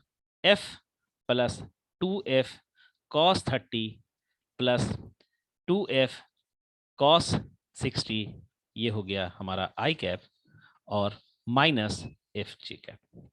अब कुछ करना नहीं है आपको, F की वैल्यू पुट कर देना, सॉल्व कर देना, ठीक है। बातें समझ में आई? हाँ सर सर। हाँ, कुछ बोल रहे थे? सर ये नीट का क्वेश्चन है सर। ये नीट का नहीं है, नीट और इससे क्या मतलब? हमको इलेक्ट्रोस्टैटिक्स का क्वेश्चन है। हाँ वो हम तो देखो, एक चीज सुनो, एक चीज हमेशा ध्यान रखना, टीचर कभी भी क्वेश्चन जो बताता है वो आपके कॉन्सेप्ट को डेवलप करने के लिए बताता है। उसको थोड़ी ना मालूम है कि नीट में आ रहा है, जेई में आ रहा है, या कहाँ आ रहा है, ठीक है। इससे आपका वेक्टर, इससे फायदा क्या हुआ? आपका पूरा वेक्टर रिवाइज हो गया, ठीक है। आए ना आए नीट में हमको कोई फर्क नहीं पड़ता। अगर आ जाए तो अच्छी बात है, नहीं आए तो और भी अच्छी बात है कि हम लोग का टाइम सेव होगा। वैसे ज्यादा लेंदी नहीं है, हमको बताने में टाइम लगा ना, अगर हमसे सॉल्व करने को कहा जाएगा तो ये 30 सेकंड से 40 सेकंड में ये सॉल्व हो जाएगा, जी ठीक है। तो ऐसा नहीं है, तो वो हम लोग कॉन्सेप्ट बिल्डअप कर रहे हैं, अपना वेक्टर को रिवाइज कर रहे हैं, ठीक है। समझ में बात आई? जी सर। क्लियर है? चलो आगे देखते हैं, आगे और भी क्वेश्चंस होंगे। ये अच्छा नहीं, अभी रुक जाओ, अभी इसकी बात बाद में करेंगे, और भी क्वेश्चंस हैं हमारे पास। चलो अब देखो एक और छोटा सा क्वेश्चन, एक और ट्रिकी क्वेश्चन, सिंपल है, ये नीट में आ सकता है, ठीक है ना। मतलब उम्मीद है नीट के लायक क्वेश्चन है एकदम। पिछले क्वेश्चन को तो नहीं बोल सकते थे, लेकिन पिछला क्वेश्चन भी ज्यादा टफ नहीं है, लेकिन यहाँ इसको तो ये नीट दे सकता है। ये देखो ये अपना एक्सिस है, ठीक है ना। यहाँ 1 कूलम्ब है, कहाँ पर है भाई, तो ओरिजिन पे है, ठीक है। अब यहाँ पे ये 1 मीटर का डिस्टेंस है, यहाँ पर हमने चार्ज रख दिया 1 कूलम्ब का। ये 2 मीटर का डिस्टेंस है, यहाँ पर चार्ज हमने रख दिया, कितना रख दें, 2 क्यूब 8 कूलम्ब। ये 3 है, 3 मीटर, यहाँ पे 3 3 जा 27, मतलब क्यूब कर दें 27 कूलम्ब। इस तरह से करते चले गए और 10 मीटर पे आके हमने रख दिया इनको 1000 कूलम्ब चार्ज, ठीक है ना। अब हमसे कहा जा रहा है find the force, find the force on 1 coulomb charge, 1 coulomb charge at origin, origin पे जो रखा हुआ है उसके 1 कूलम्ब चार्ज पे आपको नेट फोर्स निकालना, नेट फोर्स लगा दो, फाइंड द नेट फोर्स, ठीक है ना। तो बताओ क्या होगा, सिंपल सा क्वेश्चन है, ये नीट लायक है।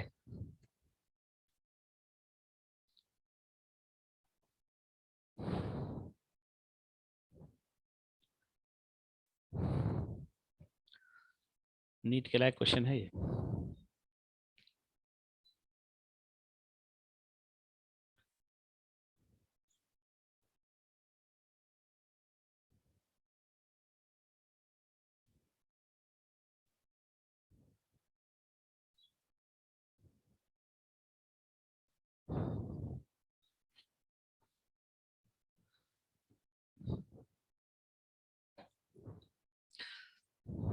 और बहुत सिंपल सा आंसर भी है इसका, इसका आंसर मेरे को याद है, रटा हुआ है।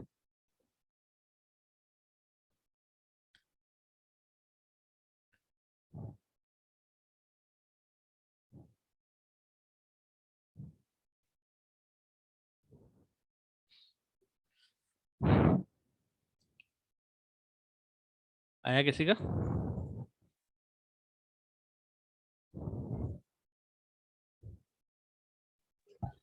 16 के सर।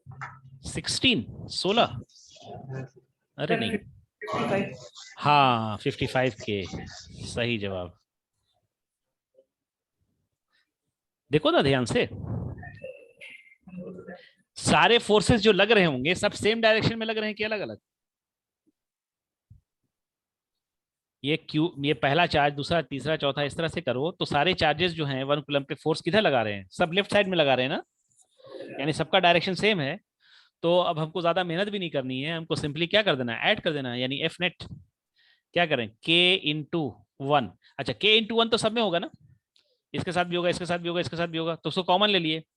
यहाँ पर क्या बचा, 1 बचा, और बाई 1 का स्क्वायर, फिर प्लस यहाँ पर क्या बचा 8 और ये 2 स्क्वायर, फिर आगे क्या बचा 27 बाई 3 का square and so on, plus last में क्या बचा 1000 बाई 10 का स्क्वायर, ठीक है। अब ध्यान से देखो, ये तो के हो गया, ये ध्यान से देखो, ये 1 और ये देखो ये 8 का मतलब 2 का क्यूब, ये 8 का मतलब क्या हो गया 2 का क्यूब, 2 का क्यूब और नीचे 2 स्क्वायर यानी कि 2 हो गया। ये 3 का क्यूब, 3 का क्यूब और नीचे 3 स्क्वायर यानी कि 3 हो गया। लास्ट में क्या आ जाएगा, क्या 10 आ जाएगा। और आपने ये सीरीज पढ़ रखा है 1 + 2 + 3, ये सब तो बचपन में हम लोग सिखाते थे, याद है ना। 1 से लेके n तक का सम क्या होता है, n इंटू n + 1/2, याद है ये। तो k और ये हो गया 10 इंटू 11/2, 2 से इसको कैंसिल कर दिया तो ये आ गया 55k, ठीक है ना। तो ये नीट में क्वेश्चन पूछा जा सकता है, कोई ज्यादा टफ क्वेश्चन नहीं है, ठीक है। तो ये देखा, ये हमने अभी हम लोग क्या कर रहे हैं, अभी हम लोगों ने वेक्टर से इसको रिलेट किया है इलेक्ट्रोस्टैटिक्स को। आइए एक और क्वेश्चन देते हैं, हो गया, कॉपी कर लेना। देखो अच्छे अच्छे क्वेश्चन हैं, सिंपल क्वेश्चन है लेकिन अच्छे अच्छे क्वेश्चन है, नोट जरूर करना, ठीक है। आइए नेक्स्ट क्वेश्चन, एक और रिलेट करने की कोशिश करते हैं, थोड़ा सा लेंदी होगा लेकिन कॉन्सेप्ट क्लियर करना है हमको। हमको ये नहीं देखना है कि नीट में आ रहा कि नहीं है, अगर वो हमको मालूम हो जाए तो कितना अच्छा हो जाए, मेरे सारे स्टूडेंट्स नीट में चले जाएंगे, मुझे नीट का क्वेश्चन मालूम हो जाएगा तो। आइए एक छोटा सा क्वेश्चन मैं आपको देता हूँ, मैथमेटिक्स यूज होगा एक्चुअली, लेकिन तभी ये मान लेते हैं हमारे पास एक चार्ज Q1 है और उससे r डिस्टेंस पर या r1 डिस्टेंस पे एक चार्ज q2 है, ठीक है। इसको हमने क्या कर दिया, फिक्स कर दिया, q1 को हमने फिक्स कर दिया, ठीक है। और q2 का जो है चार्ज जो है, इसका मास मान लेते हैं m है, इसको हमने रिलीज कर दिया। क्वेश्चन को थोड़ा समझिएगा, बेसिकली हमको कॉन्सेप्ट समझाना है। रिलीज कर दिया यानी कि रिलीज करने का मतलब है कि इसको छोड़ दिया। और रिलीज जब भी करते हैं, आपने काइनेमेटिक्स पढ़ा होगा, इसको मैं काइनेमेटिक्स से रिलेट कर रहा हूँ, ठीक है ना। काइनेमेटिक्स में आपने पढ़ा होगा, जब भी क्वेश्चन में आता था रिलीज, तो उसका मतलब आप समझते थे कि इनिशियल स्पीड क्या है उसकी, 0 है, यानी कि यू मेरा क्या है, 0 है, ठीक है। और ये जो है ये रखा हुआ है कहाँ पे, ये किसी फर्श पे रखा हुआ है, हॉरिजॉन्टल सरफेस कह लो, ये जो है हॉरिजॉन्टल प्लेन में रखा हुआ है। और वो कैसा सरफेस है, तो स्मूथ सरफेस है, ठीक है ना। स्मूथ सरफेस पे ये सारा काम हो रहा है, ये फिक्स है, और ये वो यानी फ्रिक्शन नहीं है वहां पे, ठीक है ना। इसको रिलीज कर दिया, ऑब्वियस सी बात है, रिलीज करेंगे तो ये तो दोनों सेम नेचर का फोर्स है, तो ये क्या करेगा, उसको रिपेल करेगा, रिपेल करेगा तो ये चार्ज मूव करना शुरू हो जाएगा। और मूव करते करते ये मान लेते हैं R2 डिस्टेंस पे पहुंच गया, ठीक है ना। R2 डिस्टेंस पे पहुंच गया, तो हमसे पूछा जा रहा है यहाँ पर जो इसकी स्पीड हो जाएगी वो क्या होगी, ठीक है ना। यहाँ पर जो इसकी स्पीड होगी वो क्या होगी। तो कुछ दिमाग में आ रहा है कैसे कर सकते हैं। करने को नहीं बोल रहा हूं, करूंगा मैं ही, आप सिर्फ एक कुछ अप्रोच बता सकते हैं कैसे करें। अच्छा, ये इसकी चीज बताओ हमको कि स्पीड इसकी बढ़ रही है कि घट रही है, फोर्स का क्या हो रहा है, फोर्स बढ़ रहा है या घट रहा है जैसे से दूर जा रहा है। ये पूरा काइनेमेटिक्स है, फोर्स डिक्रीज हो रहा है यानी एक्सेलरेशन भी डिक्रीज हो रहा होगा। एक्सेलरेशन डिक्रीज हो रहा है तो क्या स्पीड डिक्रीज होगी या स्पीड इंक्रीज होगी, क्या चीज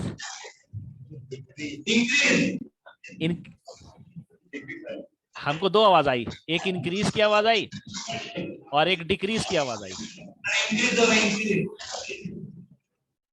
1 2 1 बोल रहे हो, 1। अच्छा, जो एक कुछ जो आवाज जो डिक्रीज का दिए थे उनको क्या कंफ्यूजन है। देखो, एक चीज हमेशा बच्चे कंफ्यूज करते काइनेमेटिक्स पढ़ते वक्त कि एक्सेलरेशन तो डिक्रीज हो रहा है, लेकिन नहीं, एक्सेलरेशन के डिक्रीज या इंक्रीज या कांस्टेंट, ये तीनों से कोई मतलब नहीं है स्पीड पे। स्पीड कब बढ़ती है, जब एक्सेलरेशन मोशन के डायरेक्शन में होता है। स्पीड कब घटती है, जब एक्सेलरेशन मोशन के अपोजिट डायरेक्शन में होता है। तो आप यहाँ पर देख रहे हैं कि यहाँ पर फोर्स ऑफ रिपल्शन लग रहा है, यानी कि मोशन के अलोंग एक्सेलरेशन हो रहा है, वो घट रहा है अलग बात है, लेकिन एक्सेलरेशन किधर लग रहा है, मोशन के अलोंग लग रहा है, यानी स्पीड इसकी क्या होगी, इंक्रीज होगी। तो ये ठीक है, इसलिए हमने ये क्वेश्चन को पूछा था आपसे, तो अब ध्यान रखिएगा कि वो इंक्रीज होगा, ठीक है। अच्छा, अब इंक्रीज होगा तो फोर्स कितना लगेगा, तो एक काम करते हैं, एक, हाँ बोलो। तो निकालना सर वेलोसिटी, निकाल लिए, अच्छा मतलब निकालो, रूट अंडर रूट अंडर के Q1 Q2 by K Q1 Q2 by R square M R square. R square कहाँ है, R1 और R2 है ना, ये दोनों आना चाहिए।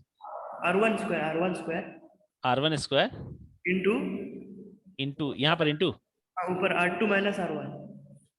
R2 माइनस R1, पता नहीं ऐसे। सर, देखे सर, पता नहीं।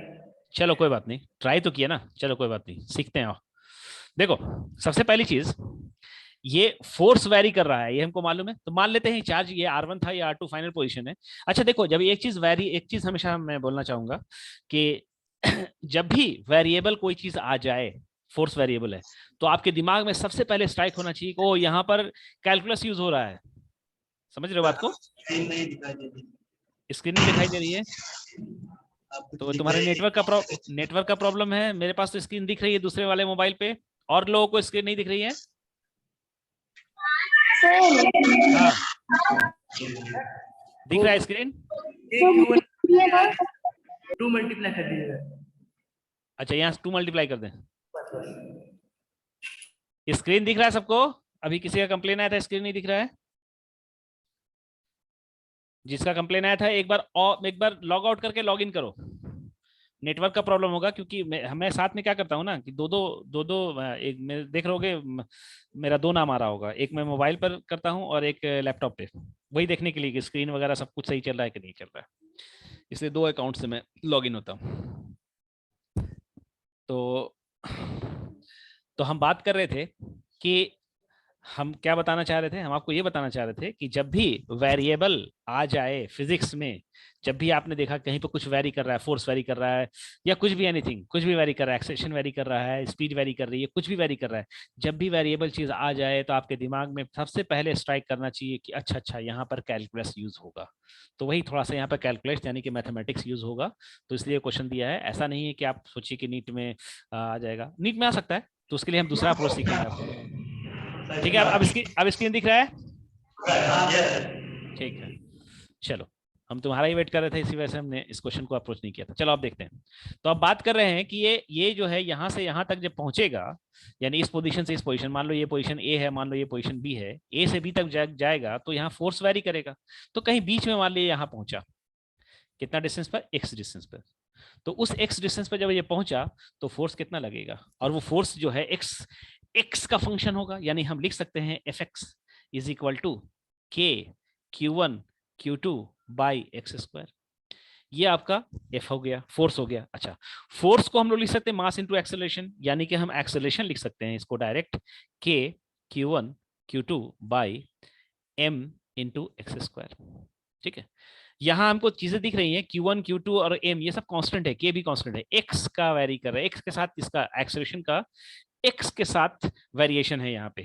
अच्छा, एक्सेलरेशन और x में कुछ रिलेशन होता था, जानते हैं आप लोग, आपने काइनेमेटिक्स में पढ़ा होगा, a is equal to dv by dt, पढ़ा है ना। लेकिन यहाँ पर प्रॉब्लम यह है कि यहाँ पर तो टाइम आ गया, हमको टाइम नहीं चाहिए, हमको x चाहिए। तो क्या हम इसको ऐसे लिख सकते हैं, a is equal to v dv by dx? याद आ रहा है काइनेमेटिक्स में? लिख सकते हैं या दिक्कत हो रही तो बोलिए, मैं बता देता हूं, कोई दिक्कत नहीं है।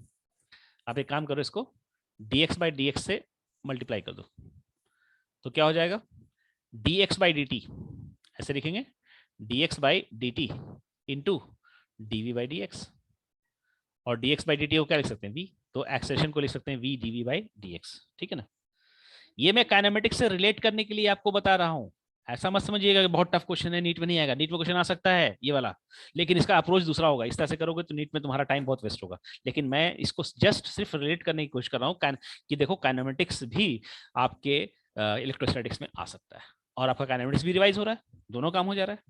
तो आइए, एक्सेलरेशन को क्या लिख दूं, क्या मैं लिख दूं v dv by dx is equal to k Q1 Q2 by, क्या हुआ, तुम लोग अपना माइक ठीक करवा लेना, तो अगली बार से जब भी क्लास हो तो माइक को थोड़ा सा एकदम क्लियर अच्छे सा करवा लेना, माइक और स्पीकर को थोड़ा डिस्टेंस बना के रखना, ठीक है ना, तो तुम लोग की आवाज हमको सुनाई देगी फिर। तो अब आओ, अब ऐसे करें, हमको तो v निकालना था ना, v इनिशियल स्पीड 0, ठीक है, तो हम इसको ऐसे लिख दें v dv, और इसको इधर भेज दें k Q1 Q2 by m x square dx। अब इसको क्या करना है, सिंपली इंटीग्रेट कर देना है, और आई थिंक इतना इंटीग्रेशन तो आपको आता ही होगा, सिंपल वाला है, k Q1 Q2 by m, ये कांस्टेंट है, बाहर हो जाएगा, और ये हो गया dx बाई एक्स स्क्वायर। और लिमिट कहाँ से कहाँ तक लेंगे, तो v का इनिशियल वैल्यू क्या है 0, और फाइनल हमको v निकालना है, और x की इनिशियल वैल्यू क्या है, r1 से स्टार्ट हुआ और कहाँ तक चला गया, r2 तक चला गया। तो आई थिंक जब हम इसको सॉल्व करेंगे तो ये हो जाएगा v स्क्वायर बाई 2, और यहाँ पर ये हो गया k Q1 Q2 by m, और इसका इंटीग्रेशन क्या होता है, 1 बाई एक्स स्क्वायर का इंटीग्रेशन क्या होता है, -1 बाई एक्स, और जब हम लिमिट रखेंगे तो ये नीचे वाली लिमिट पहले आ जाएगी, यानी कि ऐसा कुछ हो जाएगा 1 by R1 minus 1 by R2। अब आप क्या करो, 2 को उधर भेज के स्क्वायर को उधर भेज दो, तो रूट तो आ गया, 2 भी आ गया, 2k Q1 Q2 by m, लेकिन यही पे थोड़ा सा गड़बड़ हो गया, 1 by R1 minus 1 by R2। I think थोड़ा सा यहाँ पर तुम गड़बड़ कर दिया, R1 R2 होता तो आ गया था आंसर, है ना, तो सही था, लेकिन हमको लगता है कि ये वाला अप्रोच तुमने नहीं किया होगा। नहीं सर, ऐसा ये इंटीग्रेशन में नहीं गए थे एक्चुअली। हाँ, इंटीग्रेशन में नहीं गए थे, पोटेंशियल तुम लोग के क्लास में वहाँ पढ़ा दिया गया क्या? जी सर, हमारा ये चैप्टर हो गया actually। हाँ, इसीलिए तुमने कर लिया, चलो ठीक है, कोई बात नहीं, हम जब अपने बारी आएगी तब हम फिर से ये क्वेश्चन फिर से हम लाएंगे एक बार और। जी सर जी। ठीक है, क्लियर है, समझ में आया सबको? ये मत सोचना कि मैं मतलब टफ टफ क्वेश्चन करा रहा हूँ, टफ टफ क्वेश्चन नहीं करा रहा मैं आपके लेवल का क्वेश्चन करा रहा हूँ। बस आपका कॉन्सेप्ट बहुत अच्छा क्लियर हो जाए, फिर आपको किसी की मदद की जरूरत ना पड़े, आप खुद से कर लो क्वेश्चन, ठीक है ना। तो चलिए आगे बढ़ते हैं, एक और हम इंटरेस्टिंग क्वेश्चन देते हैं आपको। एक और इंटरेस्टिंग क्वेश्चन लीजिए, मतलब थोड़ा सा मैथमेटिक्स यूज हो रहा है और कुछ नहीं, मैथमेटिक्स यूज हो रहा है। जैसे अभी हम लोग देखा चार्ज, हाँ सर वो नोट कर लेते थोड़ा सा। अच्छा नोट नहीं किए थे, कर लो। एक मिनट। हाँ करो करो करो, कोई दिक्कत नहीं।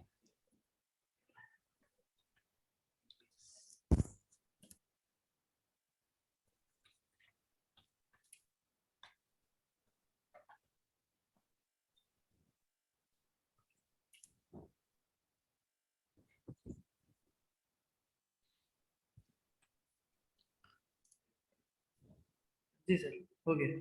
चलो तो एक और मैं थोड़ा सा क्वेश्चन दे रहा हूँ। जैसे एक रॉड है, मान लेते हैं एल लेंथ का रॉड है, ठीक है, इस पर चार्ज दिया हुआ है। अच्छा ऐसे तो हम लोग इलेक्ट्रोस्टैटिक्स हो ही गया है, लेकिन हम मान के चलने की नहीं हुआ है। और सेंटर ऑफ मास वगैरह तुम लोगों ने पढ़ रखा है, तो सेंटर ऑफ मास में याद होगा मास को डिस्ट्रीब्यूट करते थे तीन तरीके से। एक लीनियर होता था, एक सरफेस इंटीग्रल एरियल होता था, और एक वॉल्यूम में होता था, ठीक है ना। तो उसमें कुछ हम लोगों ने सिंबल वहां यूज किया था सेंटर ऑफ मास में, लैम्डा सिग्मा रो, याद है। तो इसी तरह से चार्ज में भी करते हैं, ठीक है ना। तो यानी इसमें जो चार्ज होता है, चार्ज पर यूनिट लेंथ को डिफाइन करते हैं, यानी लैम्डा बोलते हैं, लैम्डा कूलम्ब पर मीटर, यानी कि चार्ज पर यूनिट लेंथ। तो इस पर चार्ज हम पूरा टोटल चार्ज नहीं देके चार्ज पर यूनिट लेंथ दिए हुए हैं लैम्डा के टर्म में, ठीक है। एल लेंथ का मास है। इससे आर डिस्टेंस पे एक चार्ज स्मॉल क्यू रखा हुआ है, एक चार्ज स्मॉल क्यू रखा हुआ है, और आपसे कहा जा रहा है find out the force on charge small q due to charged rod, ठीक है। तो बताइए थोड़ा सा।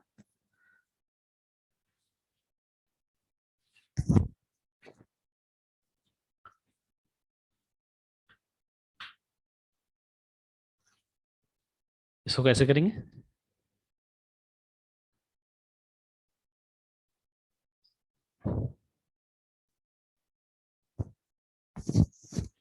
ये पॉइंट चार्ज नहीं है। एक चीज को हमेशा ध्यान रखिएगा, न्यूटन्स लॉ हमेशा पॉइंट चार्ज के लिए ही, सॉरी न्यूटन का कूलम्ब्स लॉ पॉइंट चार्ज के लिए वर्क करता है। यहाँ पॉइंट चार्ज नहीं है, कैसे करें?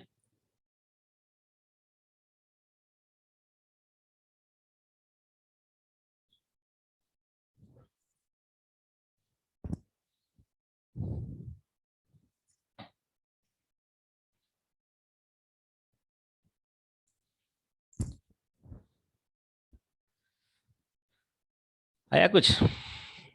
सर अच्छा बोल रहे थे हाँ इसका, जैसे हम लोग इलेक्ट्रिक फील्ड हमें पता है तो फोर्स निकल जाएगा।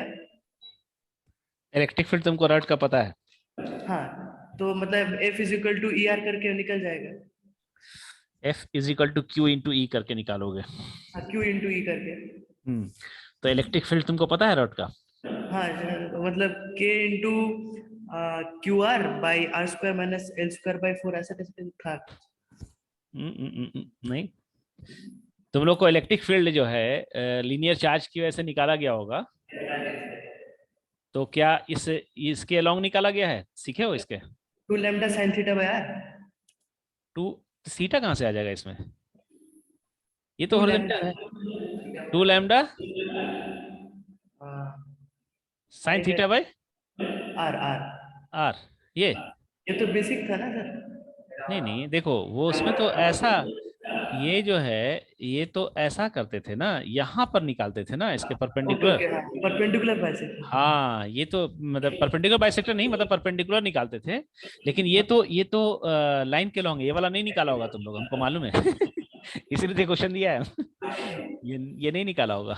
यहाँ पर देखो डिफरेंट अप्रोच होगा। चलो करते हैं। देखो एक एक जैसे स्टूडेंट जो है, याद है सेंटर ऑफ मास पढ़ा होगा तुम लोगों ने। कुछ ज्यादा स्टूडेंट पढ़ लेता है तो उसके दिमाग में आता है जैसे सेंटर ऑफ मास होता है वैसे सेंटर ऑफ चार्ज भी होता है, तो सेंटर ऑफ चार्ज वाला कॉन्सेप्ट लगा के इसको सॉल्व करने की कोशिश करता है वो, लेकिन गलत होता है, ठीक है ना। तो खैर हम लोग क्या करते हैं इस तरह के क्वेश्चंस को करने के लिए कि आप देखिए ये जो लीनियर चार्ज है यानी कि एक रॉड जो बना हुआ है वो तो बहुत सारे चार्जेस से मिलके बना होगा ना, उसमें बहुत सारे चार्जेस होंगे, यानी यहां से यहां तक चार्जेस बहुत सारे हैं, तो हर चार्जेस का जो डिस्टेंस है अलग अलग है, यानी फिर यहाँ पर क्या आ रहा है, फिर यहाँ पर वेरिएबल चीज चली आ रही है। तो हम क्या करेंगे ना, हम यहाँ पर एक छोटा सा एलिमेंट ले लेंगे, एक मिनट एक अलग से फिगर फिर बना देते हैं, ये आपका रॉड ले लेते हैं, ठीक है, और ये आपका क्यू है, ये अपना यहाँ से लाल कलर से दिखा देते हैं, यहाँ से x डिस्टेंस पे हम यहाँ पर एक छोटा सा एलिमेंट ले लेते हैं।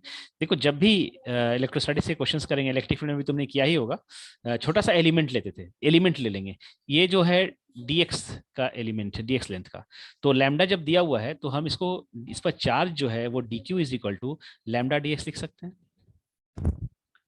ठीक है। तो लैम्डा dx लिख देंगे तो ये dq चार्ज मालूम हो गया। अच्छा, ये dq चार्ज बेसिकली क्या है, एक पॉइंट चार्ज हो गया, यानी ये जो चार्ज है dq, और उसके यहाँ से यहाँ तक ये q, ये है x डिस्टेंस पे। तो अब हमको इन दोनों के बीच का फोर्स लिखने आता है, तो जो फोर्स हो जाएगा, ये जो dq चार्ज है इस पर फोर्स बहुत छोटा सा लगाएगा, उसको हम df बोल देते हैं, और df को क्या लिख सकते हैं, k into q into D Q by x square, और dq हमको मालूम है k q, और dq हमने लिखा है lambda dx by x square, ठीक है। अब क्या करेंगे, अब इसको इंटीग्रेट कर देंगे सिंपली, वही हमने पहले ही बोल दिया था कि देखो इंटीग्रेशन होगा, यहाँ पे थोड़ा सा मैथमेटिक्स में सिखाना चाह रहा हूँ। तो k q लैम्डा ये सब बाहर आ जाएगा, और यहाँ पे क्या रहेगा dx बाई एक्स स्क्वायर, कहाँ से कहाँ तक वेरी करेगा, तो देखो ये x कहाँ से लिया है, इस चार्ज से यहाँ का डिस्टेंस लिया है, तो यहाँ तक का डिस्टेंस कितना हो जाएगा, ये तो r है, और फिर यहाँ जब जाएंगे तो वो क्या हो जाएगा, r प्लस एल हो जाएगा, यानी r से r प्लस एल तक हम इसको क्या कर देंगे, इंटीग्रेट कर देंगे, ठीक है। तो k q लैम्डा, और इसका जो इंटीग्रेशन फिर वही पिछले बार जो किए थे -1/x आएगा इसका इंटीग्रेशन, और r प्लस एल, तो पहले क्या हो जाएगा, ये f हो गया, f इज इक्वल टू हो गया k q लैम्डा, और ये हो जाएगा 1/r माइनस 1/r प्लस, ठीक है। तो इस तरह से क्वेश्चंस कर सकते हैं। अब तुम लोग जब पढ़ चुके हो तो एक क्वेश्चन मैं और देता हूं इंटरेस्टिंग टाइप का, देखते हैं, ये वाला हो गया ना, जब तुम लोग का सबका हो गया ना, सबका इलेक्ट्रोस्टैटिक्स खत्म हो चुका है ना। जी सर हो गया। तो करंट पे चल रहा है अभी, current electricity. Current electricity, capacitor नहीं हुआ अभी, नहीं हो गया, कैपेसिटर भी हो गया है। जी सर। हम तो करंट के बाद पढ़ाते हैं कैपेसिटर। तो कॉन्सेप्ट तो तुमको बहुत छोटा छोटा बताते हैं हम लोग, सिर्फ प्रॉब्लम खेलते हैं ना, ज्यादा अच्छा रहेगा, तेजी से चलेगा काम, ठीक है। ऐसे तो कॉन्सेप्ट तो काम लायक तो बता ही रहे हैं, जैसे भी बताया, जैसे कूलम्स था तुमको बताया, अब उतना +2 वाले डिटेल तो नहीं बताया, लेकिन सब कुछ तो चीज तो बता ही दिया, कुछ तो छूटा नहीं, ऐसा कुछ लगा कि जो छोड़ दिया हमने, नहीं सर सभी तो। नहीं। अभी मीडियम वाली बात करेंगे आगे, मीडियम आएगा तो मीडियम वाला भी हम छोड़ दिया है, मीडियम की बात करेंगे आगे, पहले इसको बिना मीडियम के हम सारा काम कर लें। क्या बोले, फिर से बोलो, फिर से बोलो एक बार सर, फिर से बोलिए। क्या फिर से बोले, इस क्वेश्चन को या बातों को जो बात कर रहे थे,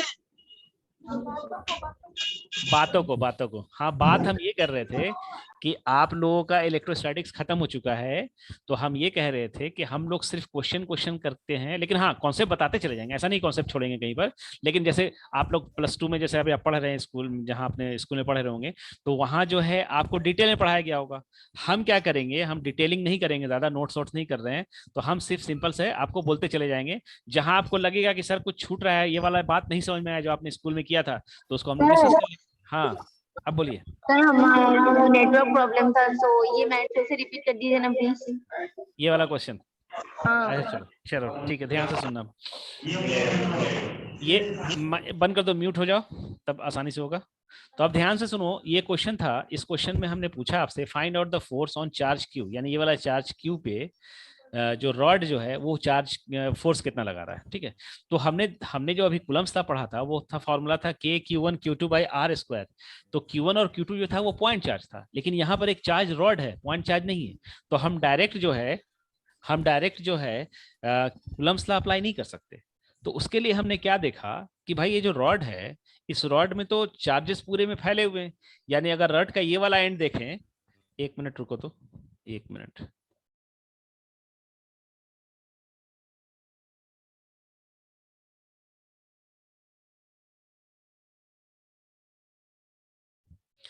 ठीक है, तो ये जो हम बोल रहे थे, तो ये जो चार्ज रॉड है ये तो पूरा चार्ज का ग्रुप है ना, बहुत सारे चार्जेस हैं। तो यहाँ का जो चार्ज होगा उसका डिस्टेंस यहाँ से कुछ और होगा, यानी R + L होगा। यहाँ पर कुछ और होगा, यहाँ पर कुछ और होगा, हर जगह के चार्ज का डिस्टेंस अलग अलग होगा। तो इसलिए हम नेट चार्ज भी नहीं लिख सकते। तो हम क्या किए, हमने कहा कि ऐसे भी पॉइंट चार्ज हमको चाहिए, तो हमने क्या किया, एक छोटा सा चार्ज उसमें कंसीडर कर लिया। तो कहाँ पर कंसीडर करें भाई, जो तो डिस्टेंस तो यहाँ से यहाँ तक फैला हुआ है। तो हमने क्या किया, x डिस्टेंस पे जाके वहां पर छोटा सा एक एलिमेंट ले लिया dx का, ठीक है। अब उस dx पे हमने चार्ज निकाल लिया। dx पे जो चार्ज निकाला वो यहाँ पर चार्ज पर यूनिट लेंथ हमको दिया हुआ लैम्डा। तो हमने लेंथ कितना लिया dx, तो उस पर चार्ज कितना हो जाएगा, लैम्डा इंटू dx। तो ये dq चार्ज हमने निकाल लिया। तो dq चार्ज निकाल लिया, तो dq जस्ट एक पॉइंट चार्ज कैसा हो गया, और एक q है ही, तो हमको बाकी तो कूलम्ब्स लगाने आता ही है। तो dq जो है स्मॉल q पे कुछ फोर्स लगाएगा, जिसको हम बहुत छोटा सा फोर्स df बोल रहे हैं। तो df इज इक्वल टू क्या हो जाएगा, k q dq by x square, ठीक है। अब हमने dq की वैल्यू को रख दिया यहाँ पर, lambda dx by x square.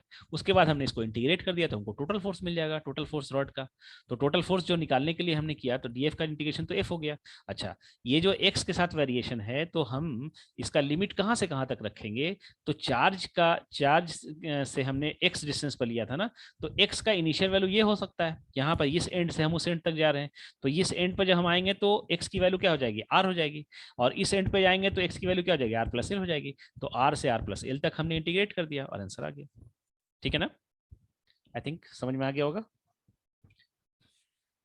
चलिए, और एक और मैं इंटरेस्टिंग सा क्वेश्चन दे रहा हूं, उसको देखें कौन सही करता है।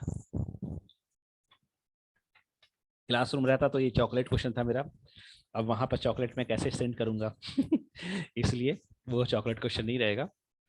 आइए, अच्छा क्वेश्चन है। अब इसी क्वेश्चन को, यही जो क्वेश्चन था ना, रॉड को हमने क्या कर दिया, एक सेमी सर्कुलर आर्क में कन्वर्ट कर दिया। इस रॉड को सेमी सर्कुलर आर्क में कन्वर्ट कर दिया, घुमा दिया, मोड़ दिया इसको। लैम्डा उसका वही है, कूलम पर मीटर, ठीक है ना। और इसका जो ये है, सेंटर पे इसके सेमी सर्कुलर आर्क बनाया, सेंटर पे चार्ज को क्यू कर रख दिया, ठीक है। और इसका जो रेडियस है वो हमने कैपिटल R ले लिया, ठीक है। अब क्वेश्चन मेरा फिर वही है, कौन सा क्वेश्चन, कि फाइंड फोर्स ड्यू टू ये semi circular arc on Q, यानी कि हमको फोर्स ही निकालना है, फोर्स ऑन क्यू कितना होगा बताइए।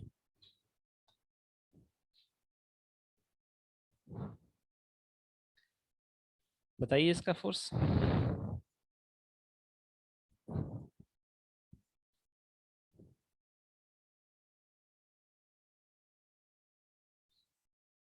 आप लोगों ने चार्ज रिंग का इलेक्ट्रिक फील्ड तो निकाला ही होगा,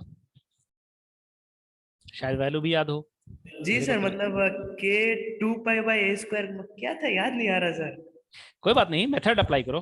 देखो फिजिक्स में याद नहीं रखने का है, फॉर्मूला याद रहे अच्छी बात है, लेकिन ऐसे बहुत है सर, फॉर्मूला। हाँ फॉर्मूला बहुत है, इसलिए कॉन्सेप्ट हमेशा याद रखना चाहिए। और प्रैक्टिस जितना करोगे ना तो फॉर्मूला याद होता चला जाएगा। वो क्या था सर, 2π/a² कुछ था ना सर, सेमी सर्कल के लिए। उसी तरह 2k हाँ बोलो बोलो बोलो, बताओ बताओ।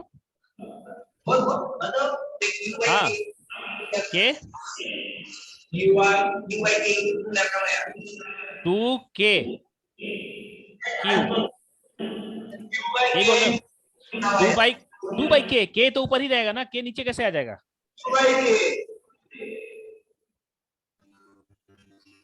मेरी तुम्हारी आवाज हमको साफ समझ में नहीं आ रही, लेकिन के तो ऊपर ही रहेगा ना, के तो हमेशा ऊपर ही रहेगा, के तो नीचे आएगा नहीं। फोर्स के into 2q/π r। 2q/π sir हाँ बोलिए। सर ये वाला रिपीट कीजिए, हमारा नोट सेटिंग हो गया था। पाई नीचे होगा। पाई नीचे होगा। पाई नीचे 2k³ बाई पाई, है ना, यही बोल रहे हो? 2k³ लैम्डा भी तो होगा। लैम्डा को क्यू से रिप्लेस कर देंगे सर। लैम्डा को 2 से रिप्लेस कर दोगे? क्यू क्यू से सर, चार्ज को क्यों से? मतलब नहीं नहीं नहीं, चार्ज नहीं दिया ना, लैम्डा दिया है, चार्ज नहीं दिया है। ओके फिर ऐसा है। हाँ, लेकिन तुम लोगों ने कैसे किया? ये सर बहुत मुश्किल चीज देखो, है सर। हाँ देखिए, हम सिखाना चाह रहे हैं एक्चुअली, तुमको खुद से करना चाह रहे हैं। देखो फिजिक्स ऐसी चीज है ना, फिजिक्स रटा नहीं जाता, फिजिक्स को समझा जाता है। फिजिक्स जितना स्ट्रांग होगा ना, मतलब जितना समझोगे ना उतना स्ट्रांग होगा। ऐसा रट के करोगे तो फिजिक्स से वो तो फिर बायोलॉजी और फिजिक्स में फर्क क्या रह जाएगा? बायोलॉजी और फिजिक्स एक जैसी थोड़ी ना है। आप बायोलॉजी में रटते हो ना, फिजिक्स में थोड़ी ना रटते हो। फिजिक्स में कॉन्सेप्ट को अच्छी तरह समझते हो, और जितना समझोगे उतना मजा आएगा। आओ इसको करते हैं हम लोग, इसको मैं करता हूं। अब देखो इसमें अभी हमने सिखाया आपको, याद करो, ये और ये क्वेश्चन में कोई ज्यादा फर्क नहीं है। यहाँ पर भी चार्ज क्या है, एक पॉइंट चार्ज नहीं है, एक रॉड था, यहाँ भी रॉड ही है, रॉड सेमी सर्कुलर फॉर्म में है। तो इसमें भी हमको क्या करना पड़ेगा, एक यूनिट चार्ज में थोड़ा सा छोटा सा चार्ज लेना पड़ेगा, एलिमेंट्री चार्ज लेना पड़ेगा। आपको सेंटर ऑफ मास में सबसे पहले आपको सिखाया गया होगा 11th क्लास में कि आप कैसे चार्ज मतलब मास वहां पर लेते थे, छोटा सा मास लेना पड़ता है। तो यहाँ पर हम लोग चार्ज, क्योंकि इलेक्ट्रोस्टैटिक्स पढ़ रहे हैं तो यहाँ पर हम लोग चार्ज की बात करेंगे, तो हम लोग चार्ज यहाँ पर कंसीडर करेंगे। तो चार्ज कंसीडर करने का सर्कुलर में क्या तरीका है कि आप एक एंगल बना, ये तो बेसलाइन ले लो, ये बेसलाइन हो गया, ठीक है, और एक एंगल पे यानी थीटा एंगल पे जाके एक छोटा सा एलिमेंट यहाँ पर ले लो, और ये जो है इसी पर चार्ज, ये कितना हो जाएगा, ये तो आर है, तो ये कितना हो जाएगा, आर डी थीटा हो जाएगा क्या, इसका लेंथ, इसका जो लेंथ है ये क्या हो जाएगा, आर डी थीटा हो जाएगा। अच्छा, ये आर डी थीटा है, तो इस पर जो चार्ज होगा, इस पर चार्ज डी क्यू बोल दें, तो क्या डी क्यू को हम लिख सकते हैं lambda into are D theta? कोई दिक्कत तो नहीं? तो अब हमारे पास क्या हो गया, अब मामला ये हो गया है कि यहाँ पे चार्ज आ गया और यहाँ पर हमारे पास क्यू चार्ज है, इस पर फोर्स निकालना है। तो एक काम करते हैं, थोड़ा सा और समझाने के लिए हम यहाँ पर इसको ऐसे बना लेते हैं। ये आपका सेंटर है और यहाँ पर मेरा डी क्यू चार्ज था, ये डी क्यू चार्ज है और ये क्यू है, और ये जो लाइन है, ये लाइन एंगल कितना बना रही, थीटा। तो अब ये जो डी क्यू है, क्यू पर कितना फोर्स लगाएगा, इधर मतलब किधर लगाएगा, इधर लगाएगा। उस फोर्स को हम डी एफ बोल दे रहे हैं। अच्छा, वो डी एफ कितना हो जाएगा, तो K Q D Q by, ये रेडियस क्या लिए थे, R, capital R, R square. यहां तक किसी को कोई परेशानी नहीं होगी, ठीक है। अच्छा, अब यहां पर एक चीज है, क्या इसको हम डायरेक्ट इंटीग्रेट कर दें, क्या इसको हम डायरेक्ट इंटीग्रेट कर दें?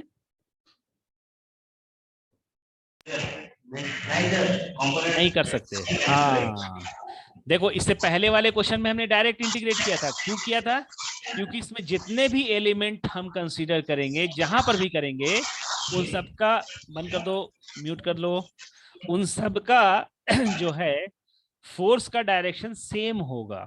तो इसलिए हमने सिंपली इंटीग्रेट कर दिया। इंटीग्रेट का मतलब क्या होता है, समेशन तो होता है, सम कर दिया, सिंपली सम कर दिया। लेकिन ये जो प्रेजेंट केस है, इसमें तो हर जगह अगर एलिमेंट को यहाँ लेंगे तो फोर्स इधर हो जाएगा, एलिमेंट को यहाँ लेंगे तो फोर्स इधर हो जाएगा। तो हर जगह एलिमेंट का जो डायरेक्ट फोर्स का जो डायरेक्शन है वो क्या हो जाएगा, चेंज हो जाएगा। तो चेंज हो जाएगा तो हम उसका इंटीग्रेट नहीं कर सकते। तो हमको करना क्या चाहिए, हमको इसका दो कंपोनेंट ले लेना चाहिए। इधर हो गया हमारा डी एफ कॉस 60 और इधर हो गया हमारा डी एफ साइन 60, ठीक है। तो अब हम क्या करेंगे, अब हम एफ का हॉरिजॉन्टल कंपोनेंट निकालेंगे। उसके लिए हमको क्या करेंगे, इंटीग्रेट करेंगे किसको, डी एफ कॉस 60, और एक दूसरा वर्टिकल कंपोनेंट निकालेंगे, वो क्या हो जाएगा, D F sine 60, sorry sine D F sine 30 को, ठीक है। तो ये जो डी एफ है डी एफ कितना है, K Q D Q, D Q को भी लिख ही देते हैं यहाँ पे, K Q D Q lambda R D theta by R square, ठीक है। आर से आर कैंसिल कर दो, तो ये आ गया K Q lambda by R into D theta, ये डी एफ आया। तो यहाँ पर डी एफ की वैल्यू देते के क्यू लैम्डा बाई आर और कॉस थीटा डी थीटा का इंटीग्रेशन, और कहाँ से कहाँ तक करना होगा, और इसको क्या लिखें, के क्यू लैम्डा बाई आर, और साइन थीटा डी थीटा। दोनों को इंटीग्रेट करना है। कहाँ से कहाँ तक करना होगा, सेमी सर्कुलर है तो कहाँ से कहाँ तक करें, 0 से लेके 180, यानी 0 से लेके पाई, ठीक है, और यहाँ पर भी 0 से लेके पाई। अच्छा, शायद आपको पढ़ाया गया होगा कि कॉस या साइन, कॉस थीटा, नहीं सॉरी वो तो पीरियोडिक फंक्शन हो गया, खैर ये तो पाई तक है, 2 पाई तक रहेगा, दोनों की वैल्यू सेम हो जाएगी।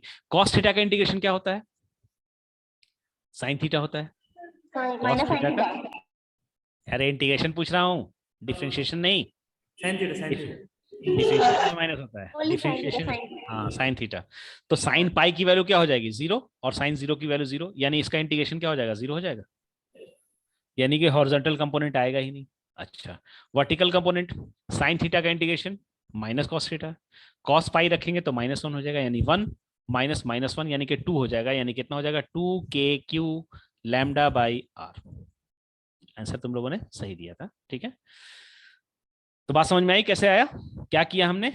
अच्छा, इसको थोड़ा सा हम लोग ऐसे भी समझ सकते थे कि भाई देखो, हाँ ये हॉरिजॉन्टल कंपोनेंट नहीं आया, होना भी चाहिए। जैसे यहाँ पर हमने एलिमेंट लिया, अगर यहाँ एलिमेंट लेंगे तो इसका फोर्स इधर लगेगा और इसका फोर्स इधर लगेगा, तो इन दोनों का हॉरिजॉन्टल कंपोनेंट क्या करेगा, एक दूसरे को कैंसिल आउट करेगा, सिर्फ वर्टिकल कंपोनेंट आएगा, ऐड हो जाएगा। तो अब अगर इस तरह के क्वेश्चंस आपके सामने आते हैं, या तो सेमी सर्कुलर दे दिया, अगर हम कहते कि भाई एक 90 डिग्री का आर्क है, तो आप बताइए क्या होगा, या 270 का आर्क है तो क्या होगा, तो इजिली हम कर सकते हैं आराम से, कोई परेशानी नहीं होगी, ठीक है ना। क्लियर है। अब देखो, इसमें कुछ क्वेश्चंस आते हैं कुछ अलग अलग तरीके के, उसको भी हम लोग डिस्कस कर लेते हैं। हो गया यहाँ तक, नोट कर लिया जिसको करना था। चलिए मैं आपको फिर एक तरह के क्वेश्चंस जो आपने किए होंगे, आपके प्लस 2 में कराया गया होगा, लेकिन मैं उस पर ज़्यादा मतलब क्वेश्चन नहीं करा रहा हूँ, मैं आपको कॉन्सेप्ट बताने की कोशिश कर रहा हूँ। जैसे ये जो है, यहाँ से एक सीलिंग से हमने क्या कर दिया, एक स्ट्रिंग लिया, उसके एंड पर एक चार्ज ले लिया Q, और उसका मास M, और उस स्ट्रिंग का लेंथ L, और इधर भी। तो क्या लगता है, ये क्या लगता है, ये फिगर थोड़ा सा गड़बड़ बना है, खैर आप समझ रहे होंगे कि क्या लगता है, ये थीटा और ये भी थीटा होता है ना, याद है ये सब किया है ना आप लोगों ने इस तरह क्वेश्चंस। तो अब यहाँ पर देखो क्या होगा, जैसे इसको हम लोग देखें, इस पर एफबीडी बनाए तो एफबीडी में क्या होगा, इस पर एक फोर्स लगेगा mg नीचे, इस स्ट्रिंग पे टेंशन लगेगा इधर T, और इधर एक इलेक्ट्रोस्टैटिक फोर्स लगेगा Fe। वो कितना हो जाएगा, क्या हम लिख दें के क्यू क्यू, यानी के क्यू स्क्वायर बाई डिस्टेंस। अच्छा, यहाँ से यहाँ तक का डिस्टेंस कितना होगा, ये L है, ये L है, ये थीटा है, तो ये क्या हो जाएगा, L साइन थीटा हो जाएगा, और यहाँ पे क्या हो जाएगा, L साइन थीटा, यानी बेसिकली क्या हो गया, 2L साइन थीटा, यानी इसके यहाँ से दोनों चार्ज के बीच का सेपरेशन कितना हो गया, 2L साइन थीटा। तो नीचे में R स्क्वायर होता है, R की जगह क्या हो जाएगा, 2L sine theta, 2L sine theta का स्क्वायर। ये इलेक्ट्रोस्टैटिक फोर्स हो गया, ठीक है। अच्छा, अब और चीज ध्यान से देखिए, ये थीटा है तो इधर ये क्या हो जाएगा, ये वाला एंगल भी थीटा हो जाएगा, तो ये क्या हो जाएगा, इधर टी कॉस थीटा हो जाएगा। तो टी कॉस थीटा किसको बैलेंस करेगा, mg को बैलेंस करेगा क्या, T cos theta is equal to mg। अच्छा, इधर क्या होगा, टी साइन थीटा हो जाएगा, टी साइन थीटा, और यहाँ पर टी कॉस थीटा। तो टी साइन थीटा किसको बैलेंस करेगा, टी साइन थीटा बैलेंस कर लेगा हमारा के Q square by 2L sine theta का स्क्वायर।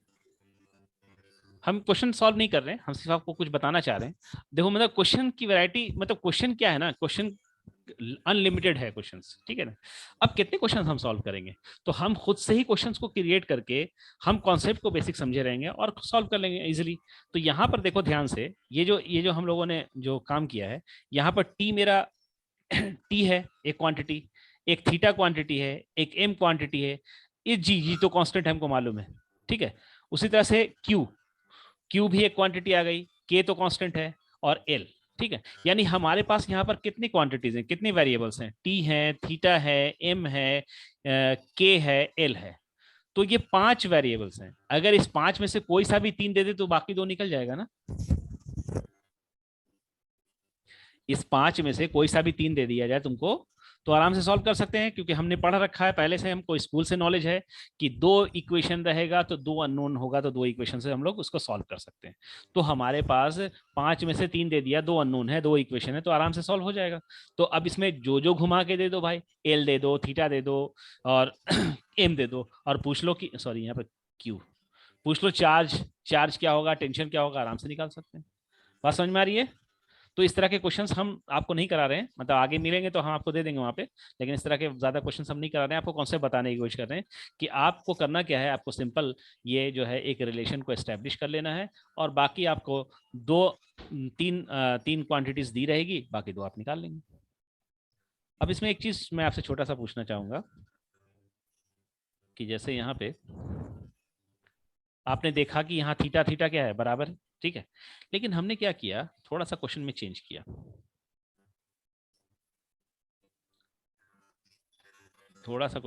किया, इस चार्ज को Q1 ले लिया और मास m ही रखा, यहाँ चार्ज को Q2 ले लिया और मास m ही रखा, और L लेंथ है दोनों का, ठीक है।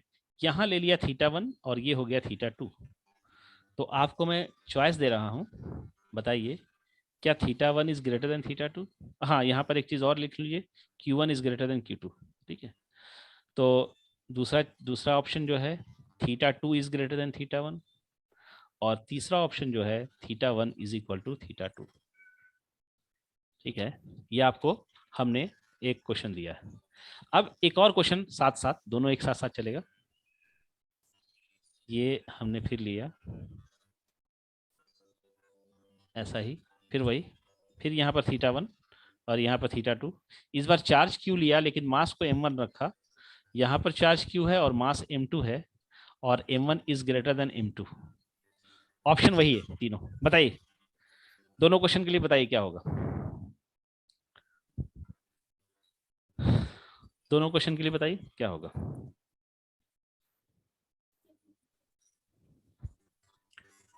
ऑप्शन बताइए। क्वेश्चन समझ में आया ना क्या है?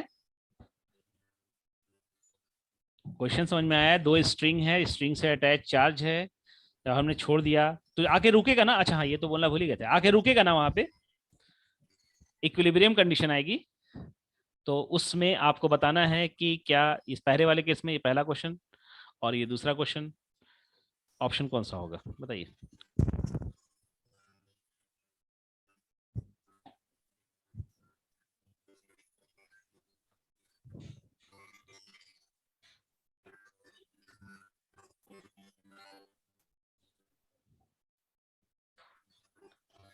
बताइए।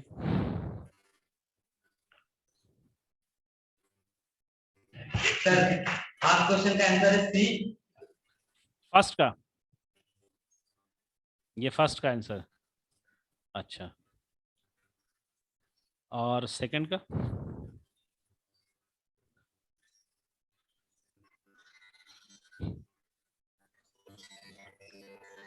सेकंड का बताइए।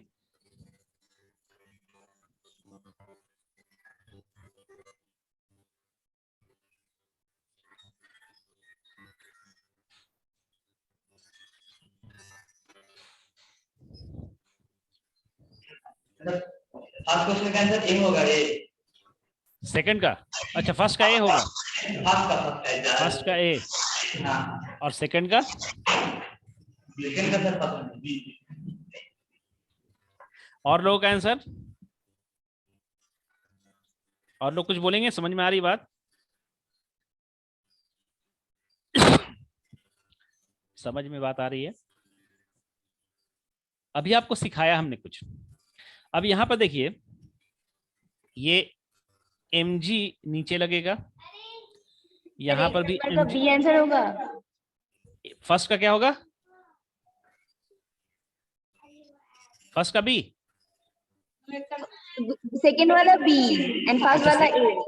सेकंड वाला बी या फर्स्ट वाला ए?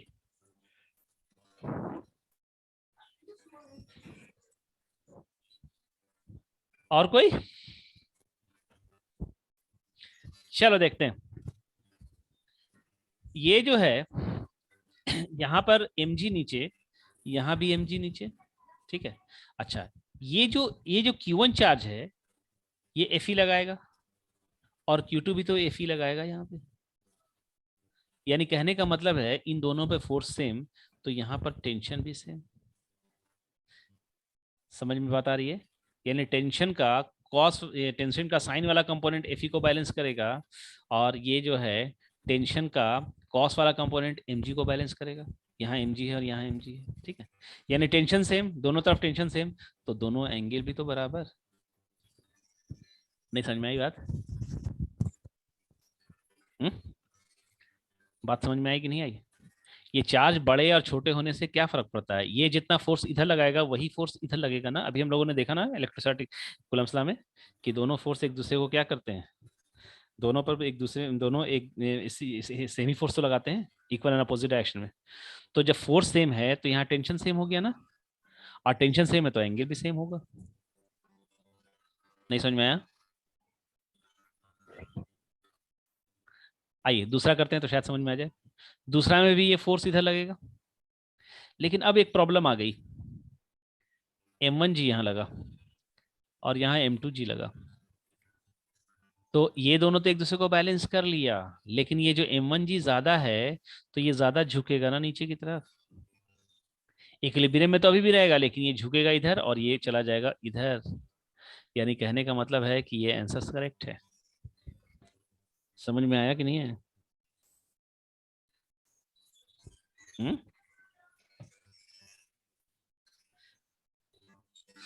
समझ में आया कि नहीं आया?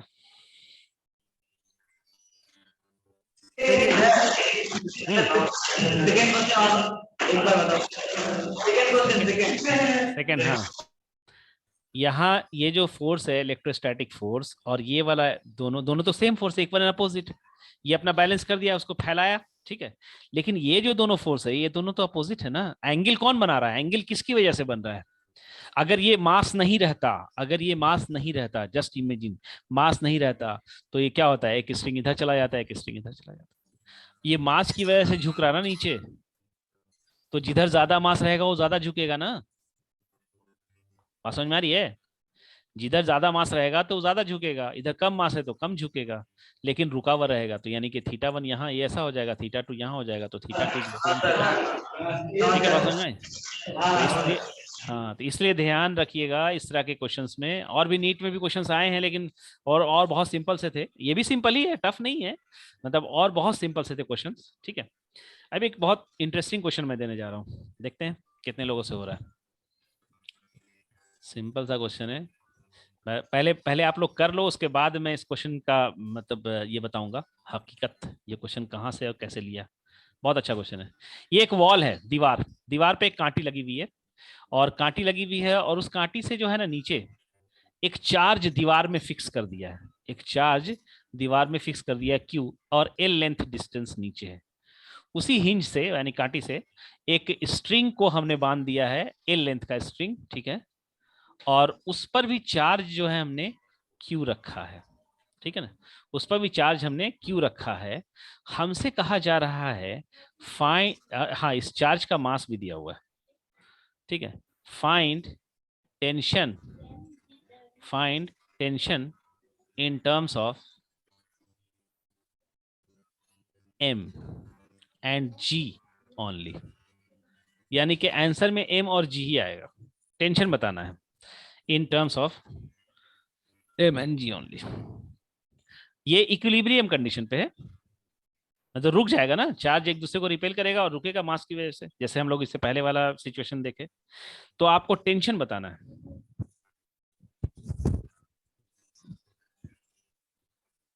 क्या लग रहा है? कुछ एंगल भी मान लो, थीटा मान लो, थीटा दिया हुआ, ठीक है। ये चार्ज जैसा फोर्स लगाएगा इधर, ऑब्वियस सी बात है।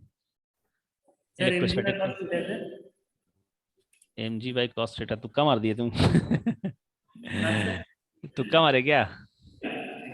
नहीं sir, mg by cos theta नहीं होगा, थीटा नहीं आएगा उसमें, m एंड g मास और g के साथ आएगा, कुछ कांस्टेंट वगैरह हो सकता है, लेकिन थीटा नहीं आएगा। और ध्यान से देखो तो ये तुम जो बोल रहे थे ना यहाँ पर प्रॉब्लम ये आ जाएगी कि अगर तुम ये करोगे टी, तो मान लेते थीटा ठीक है, तो इधर टी कॉस थीटा हो गया, इधर टी साइन थीटा हो गया, लेकिन ये एफ का भी तो कंपोनेंट होगा। समझ में आ रहा है? इस एफ का भी तो कंपोनेंट एक आ जाएगा ना खुल के। एफ का कंपोनेंट इधर होगा, फिर नीचे ऊपर होगा तो टी प्लस एफ ई का कुछ कंपोनेंट ऊपर प्लस एम जी, तो टी को एफ ई भी आ जाएगा उसमें। काफी लेंदी हो जाएगा। अच्छा, आप लोग फिजिक्स की बहुत सारी बुक का नाम सुना होगा। इरोडोव का नाम सुना है किसी ने?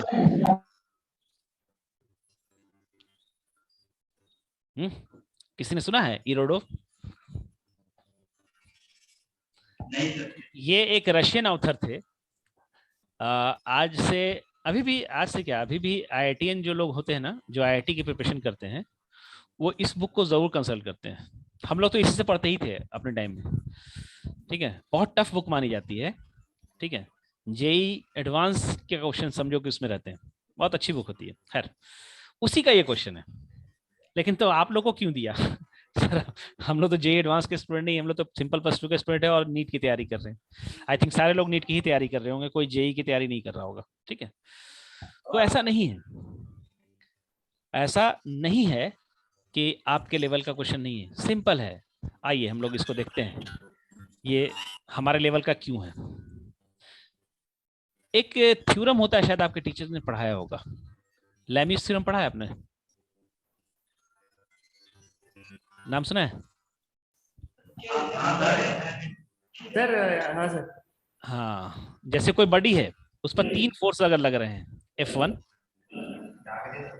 F2, F3, और अगर तीनों फोर्स का सम यानी F1 plus F2 plus F3 0 हो जाए, तो एक कंडीशन आती थी, याद है? F1 के सामने एंगल को मान लेते हैं अल्फा, F2 के सामने वाले एंगल को मान लेते हैं बीटा, और F3 के एंगल सामने वाले को एंगल मान लेते हैं गामा। तो एक इसमें कंडीशन आती है, लैमिस थ्योरम वो बताते हैं कि भाई F1 by sine alpha is equal to F2 by sine beta, और तीसरा होता है F3 बाई साइन गामा। ठीक है ना? ये लैमिस थ्योरम कहलाता है, ये होता है कांस्टेंट। ठीक है ना? ये लैमिस थ्योरम होता है। ये बहुत इंपॉर्टेंट थ्योरम है, फिजिक्स में बहुत यूज होता है, मैथ में इसका प्रूफ भी दिया जाता है। खैर, हमको प्रूफ से मतलब नहीं है, हमको बहुत सिंपल बस याद रखना है। तो अगर ये लैमिस थ्योरम हम लोग यहाँ पर अप्लाई करेंगे ना, तो ये क्वेश्चन हमारा एक सिंगल स्टेप में सॉल्व हो जाएगा। ठीक है ना? आइए करते हैं।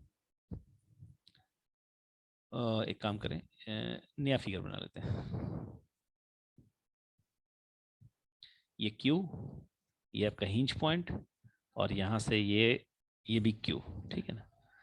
तो आइए इधर जो है इसको मिला दें अगर, तो इधर एक फोर्स लगेगा, ये हो जाएगा Fe फोर्स। ठीक है, फिर इधर एक फोर्स लगेगा, ये हो जाएगा Mg फोर्स, और इधर एक फोर्स हो जाएगा, वो हो जाएगा टेंशन। हमसे टेंशन पूछ रहा है, तो अब हमको क्या करना है, एंगल निकालना है। तो ये तो थीटा मान लेते हैं, क्वेश्चन में दिया हुआ है, यहाँ पर एंगल नहीं दिया हुआ, मान लेते हैं अल्फा है, तो क्या ये भी अल्फा हो जाएगा? ठीक है, अच्छा ये अल्फा है तो क्या ये भी अल्फा होगा? ठीक है, अच्छा ये अल्फा है तो क्या ये 180 माइनस यानी पाई माइनस अल्फा हो जाएगा? और ये अल्फा है तो क्या ये भी पाई माइनस अल्फा हो जाएगा? अब लैमिस थ्योरम को अप्लाई कर दें, टी के सामने कितना एंगल बन रहा है? Pi minus alpha. अच्छा, mg के सामने कितना एंगल बन रहा है? Pi minus alpha. तो लैमिस थ्योरम को क्या कहता है? T upon sine pi minus alpha, और mg upon sine pi minus alpha. तो आंसर क्या आ गया? T is equal to mg। Simple. बात समझ में आई? ठीक है, तो इसलिए ये क्वेश्चन आपको दिया था, ये आपके लेवल का क्वेश्चन है, इजी क्वेश्चन है, लेकिन देखने में बहुत डरावना है। फिर से मैं बोलूंगा, देखने में बहुत डरावना है। अगर इरोडोव जो बुक है उसका सॉल्यूशन अगर आप देखेंगे तो इसका तो पता नहीं कितना लंबा सॉल्यूशन दिया हुआ है, बहुत लंबा सॉल्यूशन दिया हुआ है, लेकिन कितना ईजी है। ठीक है, आगे बढ़ा जाए, आगे चलें? क्या हुआ, शौक लग गया क्या? चलिए आइए नेक्स्ट क्वेश्चन, नेक्स्ट। क्या हुआ, पीछे आए? आइए नेक्स्ट टाइप देखते हैं। सर हाँ ओ ठीक है ठीक है ठीक है। ठीक है, नोट कर लिया, नोट करके जल्दी से बोलिए। सर रुक जाइए। हाँ हाँ मैं रुक गया, नोट कर लीजिए आप। ठीक है ठीक। लेग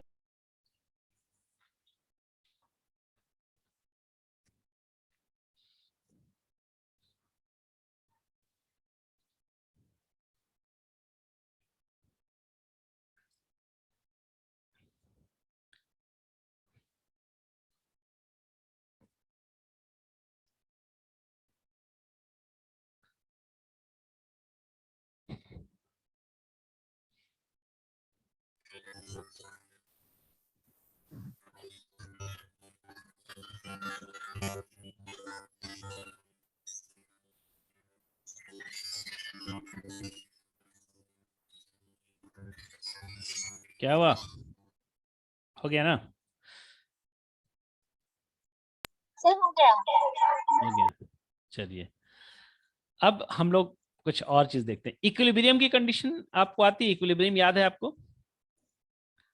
जैसे मैं आपसे एक क्वेश्चन पूछता हूँ, मतलब क्वेश्चन क्या, एक सिचुएशन देता हूँ। ये एक लाइन है, यहाँ पर एक चार्ज क्यू रख दिया और यहाँ पर भी एक चार्ज क्यू रख दिया, फिक्स्ड, फिक्स कर दिया, दोनों चार्ज फिक्स्ड है, ठीक है। अच्छा, अगर मैं आपसे कहूँ यहाँ इसके बीच में, दोनों के बीच में, दोनों के बीच में एक चार्ज मैं कैपिटल क्यू रख देता हूं, तो क्या वो चार्ज इक्विलिब्रियम में होगा? यस और नो?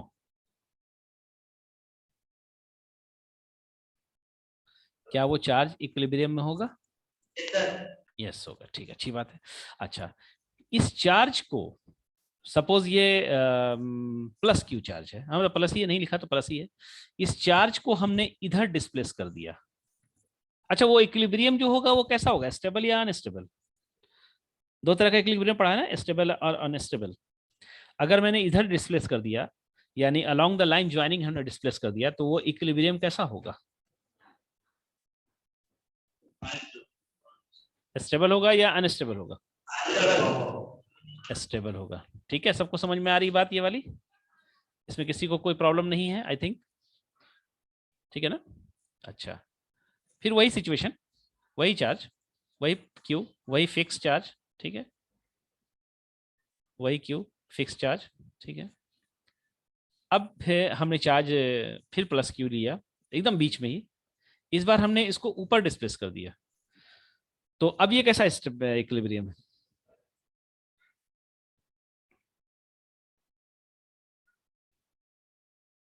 क्या अनस्टेबल होगा या स्टेबल होगा? अनस्टेबल होगा। क्लियर, समझ में आ रहा है ना? मुझे एक्सप्लेन करने की जरूरत तो नहीं है, स्टेबल अनस्टेबल।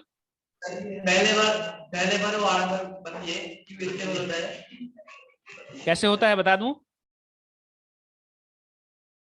इसको अगर आप इधर डिस्प्लेस करोगे, यहां पर लेके आओगे, तो ये वाला जो फोर्स है वो इधर लगेगा, और इसका जो फोर्स है उसको येलो कलर से मैं दिखा देता हूं, वो इधर लगेगा। तो ये जो फोर्स है येलो वाला, वो ज्यादा हो जाएगा ना, क्योंकि डिस्टेंस कम हो जाएगा। डिस्टेंस कम हो तो ज्यादा हो जाएगा, तो फोर्स, नेट फोर्स इधर लगेगा, नेट फोर्स इधर लगेगा, तो वो वापस चला जाएगा अपनी जगह पे। तो वापस चला जाएगा तो स्टेबल। ये वाला फिगर आपको शायद याद होगा, ये फिगर आपको जब आप इक्विलिब्रियम पहली बार पढ़ रहे होंगे तो आपको सर ने बताया होगा। ये बहुत कॉमन सा फिगर है, ये भाई यहाँ पर रखा है, यहाँ पर रखा है, यहाँ पर रखा है, तो ये तीन तरह का इक्विलिब्रियम होता है। तो ये वाला अनस्टेबल होता था ना, याद है? और ये जो है स्टेबल होता था, और इसको न्यूट्रल बोलते थे, ठीक है। तो ये आपने जगह से जैसे ही छोड़ दिया तो वापस नहीं आएगा, इसलिए अनस्टेबल होता है। स्टेबल किसको कहते हैं? जो वापस अपनी जगह पे चला आए, ठीक है। तो यहाँ जो है ये अलोंग द लाइन ज्वाइनिंग अगर हमने रखा है, तो ये वापस चला आएगा, तो इसलिए स्टेबल है। और ये perpendicular to the line joining है, तो ये क्या हो जाएगा, ये वापस नहीं आएगा। देखो क्यों नहीं आएगा, यहाँ पर अगर चार्ज ले लें तो ये जो है फोर्स लगाएगा इधर, ये जो है फोर्स लगाएगा इधर, इन दोनों का हॉरिजॉन्टल कंपोनेंट कैंसिल हो जाएगा और वर्टिकल कंपोनेंट रहेगा, यानी कि फोर्स इधर लगेगा नेट फोर्स, तो ये उधर दूर चला जाएगा, ये वापस नहीं आएगा। तो ये हो गया हमारा अनस्टेबल, ठीक है। अच्छा, अगर इस चार्ज को माइनस कर देते तो, ये तो प्लस क्यू चार्ज था, अगर उसको हम माइनस कर देते तो क्या होता? यानी ये प्लस, तब भी ये स्टेबल ही रहता क्या? हाँ सर। नहीं ना, ध्यान से देखो, अगर इसको हम यहाँ लाएंगे तो ये वाला जो चार्ज है ये इधर लगेगा ना नेट फोर्स, और इसका जो है ये इधर लगेगा, छोटा हो जाएगा क्योंकि डिस्टेंस बढ़ गया है, तो नेट फोर्स जो है राइट वर्ड लग जाएगा, यानी चार्ज इधर मूव करने लगेगा, वापस नहीं आएगा, तो ये हो जाएगा अनस्टेबल। ठीक है, मेरी बात समझ में आ गई? समझ पाए? ये इससे दूर हो गया, इससे दूर हो गया तो डिस्टेंस कम हो गया, डिस्टेंस कम हो गया तो मैग्नीट्यूड इसका फोर्स का कम, और फोर्स किधर लग रहा है? इधर लग रहा है, क्योंकि ये माइनस चार्ज है, यानी कि वो अट्रैक्शन का फोर्स है तो इधर लगेगा, और ये जब ये भी अट्रैक्ट कर रहा है लेकिन ये डिस्टेंस कम हो गया है तो इसका फोर्स ज्यादा हो जाएगा, तो यानी नेट फोर्स क्या हो जाएगा? राइटवर्ड लगेगा, तो ये वापस अपनी जगह पे नहीं आएगा, तो ये क्या हो जाएगा? अनस्टेबल हो जाएगा। ठीक है, उसी तरह से अगर मैं बात करूं, इसको perpendicular to the line joining करें, क्यू फिक्स है, और यहाँ पर अगर हम चार्ज ले लें माइनस क्यू और इसको हम ऊपर भेज दें यानी यहाँ पर, तो यहाँ पर जब हम भेज देंगे तो क्या होगा? ये जो है फोर्स लगेगा इधर इस तरफ, और इस पर फोर्स लगेगा इस तरफ, इन दोनों का हॉरिजॉन्टल कंपोनेंट कैंसिल होगा और वर्टिकल कंपोनेंट किधर होगा? नीचे की तरफ होगा, तो ये वापस चला जाएगा, ये वापस चला जाएगा, तो ये हो गया स्टेबल इक्विलिब्रियम। तो देखो ये क्यों हम बता रहे हैं अभी, अब तो टाइम नहीं है, 5 मिनट है, 5 मिनट में वहां तक नहीं पहुंचेंगे हम लोग। आपने एसएचएम पढ़ा होगा, एसएचएम, एसएचएम में एसएचएम की कंडीशन क्या होती थी? एसएचएम कब करता था पार्टिकल, याद है? कोई भी पार्टिकल एसएचएम कब करता था, उसकी बेसिक कंडीशन क्या होती थी? वो इक्विलिब्रियम होता था ना। सिंपल सा एग्जांपल, वो सिंपल पेंडुलम वाला याद करो, सिंपल पेंडुलम को छोड़ दिया यहाँ पे, सिंपल पेंडुलम को छोड़ दिया तो ये क्या हो जाएगा? mg नीचे और टेंशन ऊपर, यानी इक्विलिब्रियम कंडीशन। और ये इक्विलिब्रियम कैसा होता था? अगर इसको इधर डिस्प्लेस करे तो वापस चलाता था, यानी स्टेबल इक्विलिब्रियम। तो एसएचएम उसी वक्त होता था जब इक्विलिब्रियम कैसा होता था? स्टेबल होता था, स्टेबल होता था। ठीक है, क्लियर है? बात समझ में आ रही है? तो ये एसएचएम का क्वेश्चन इसमें हम इंट्रोड्यूस करेंगे, लेकिन आज तो नहीं, आज तो टाइम नहीं है उसका। अभी हम एक दूसरा क्वेश्चन फिर करते हैं, यहाँ तक कोई दिक्कत नहीं ना हुआ है? हाँ बोलिए। सिंपल पेंडुलम वाला एक रिपीट कीजिए। सिंपल पेंडुलम ये तो एसएचएम का चीज है, क्या एक्सप्लेन करना है? देखो सिंपल पेंडुलम यहाँ है, एम रखा है, ये यहाँ पर अगर mg नीचे लगा दें, सॉरी mg तो नीचे लगेगा ही, क्या कहते हैं, fbd ड्रॉ करो, mg नीचे f t ऊपर, तो t इजिकल टू mg हो गया ना। इक्विलिब्रियम कंडीशन होती कब है? इक्विलिब्रियम जब नेट फोर्स 0 होता है तब होती है, तो नेट फोर्स 0 है। हाँ सर ठीक है। ठीक है ना? चलो एक छोटा सा क्वेश्चन देते हैं, उसके बाद क्लास को एंड किया जाएगा। बहुत ही छोटा सा मान लेते हैं, ऐसे ही अभी जो कर रहे थे उसी टाइप का, लेकिन अब एसएचएम नहीं इंट्रोड्यूस करेंगे। ये क्यू, और मान लेते हैं ये 4Q। ठीक है, ये शायद आपके नीट में भी आया हुआ है, फिक्स्ड है। ठीक है, ये भी फिक्स्ड है। ठीक है, मान लेते हैं दोनों के बीच का सेपरेशन है L। ठीक है, आपसे कहा जा रहा है कि कोई चार्ज है Q चार्ज, कहाँ पर रखें इसको कि इक्विलिब्रियम आ जाए? Q चार्ज को हम कहाँ पर रखें कि इक्विलिब्रियम आ जाए? बस सिंपल सा क्वेश्चन है। ठीक है, Q चार्ज को हम कहाँ रखें कि जहां पर इक्विलिब्रियम आ जाए, यानी नेट फोर्स 0 हो जाए? तो देखो एक चीज, हम दुनिया में कहीं भी रख सकते हैं, तो लेकिन अगर यहां रखें तो क्या इक्विलिब्रियम हो सकता है? नहीं हो सकता। ठीक है ना? तो हमको इसी लाइन पर कहीं ना कहीं रखना पड़ेगा। तो इस लाइन पे अगर हम मान लेते हैं यहां पर रख दें, तो ये भी प्लस ये भी प्लस, तो फोर्स, दोनों फोर्स इधर लग जाएगा, तो यानी यहां नहीं रख सकते। उसी तरह से अगर कहे कि यहां पर रख दें तो दोनों फोर्स इधर लगेगा, यहां भी नहीं रख सकते, यानी इसके बीच में ही कहीं रखेंगे। ठीक है ना? तो मान लेते हैं कि हम x डिस्टेंस पर रख रहे हैं यहाँ पे Q, तो यही x बताना है आपको, कि क्वेश्चन ही पूरा लिख देते हैं। For what value of x net force on capital Q is 0। ठीक है, x की वैल्यू बताना है कि net force on capital Q is 0 हो जाए, यानी कि लोकेशन बताना है कि चार्ज को कहां रखा जाए। आप लोग पढ़े होंगे, इस तरह क्वेश्चन किए होंगे, तो कॉमन क्वेश्चन है।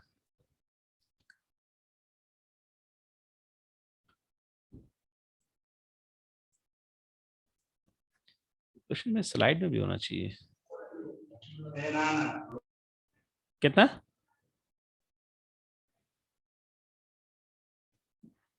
एल एल एल के टर्म में आएगा ना, एल के टर्म में।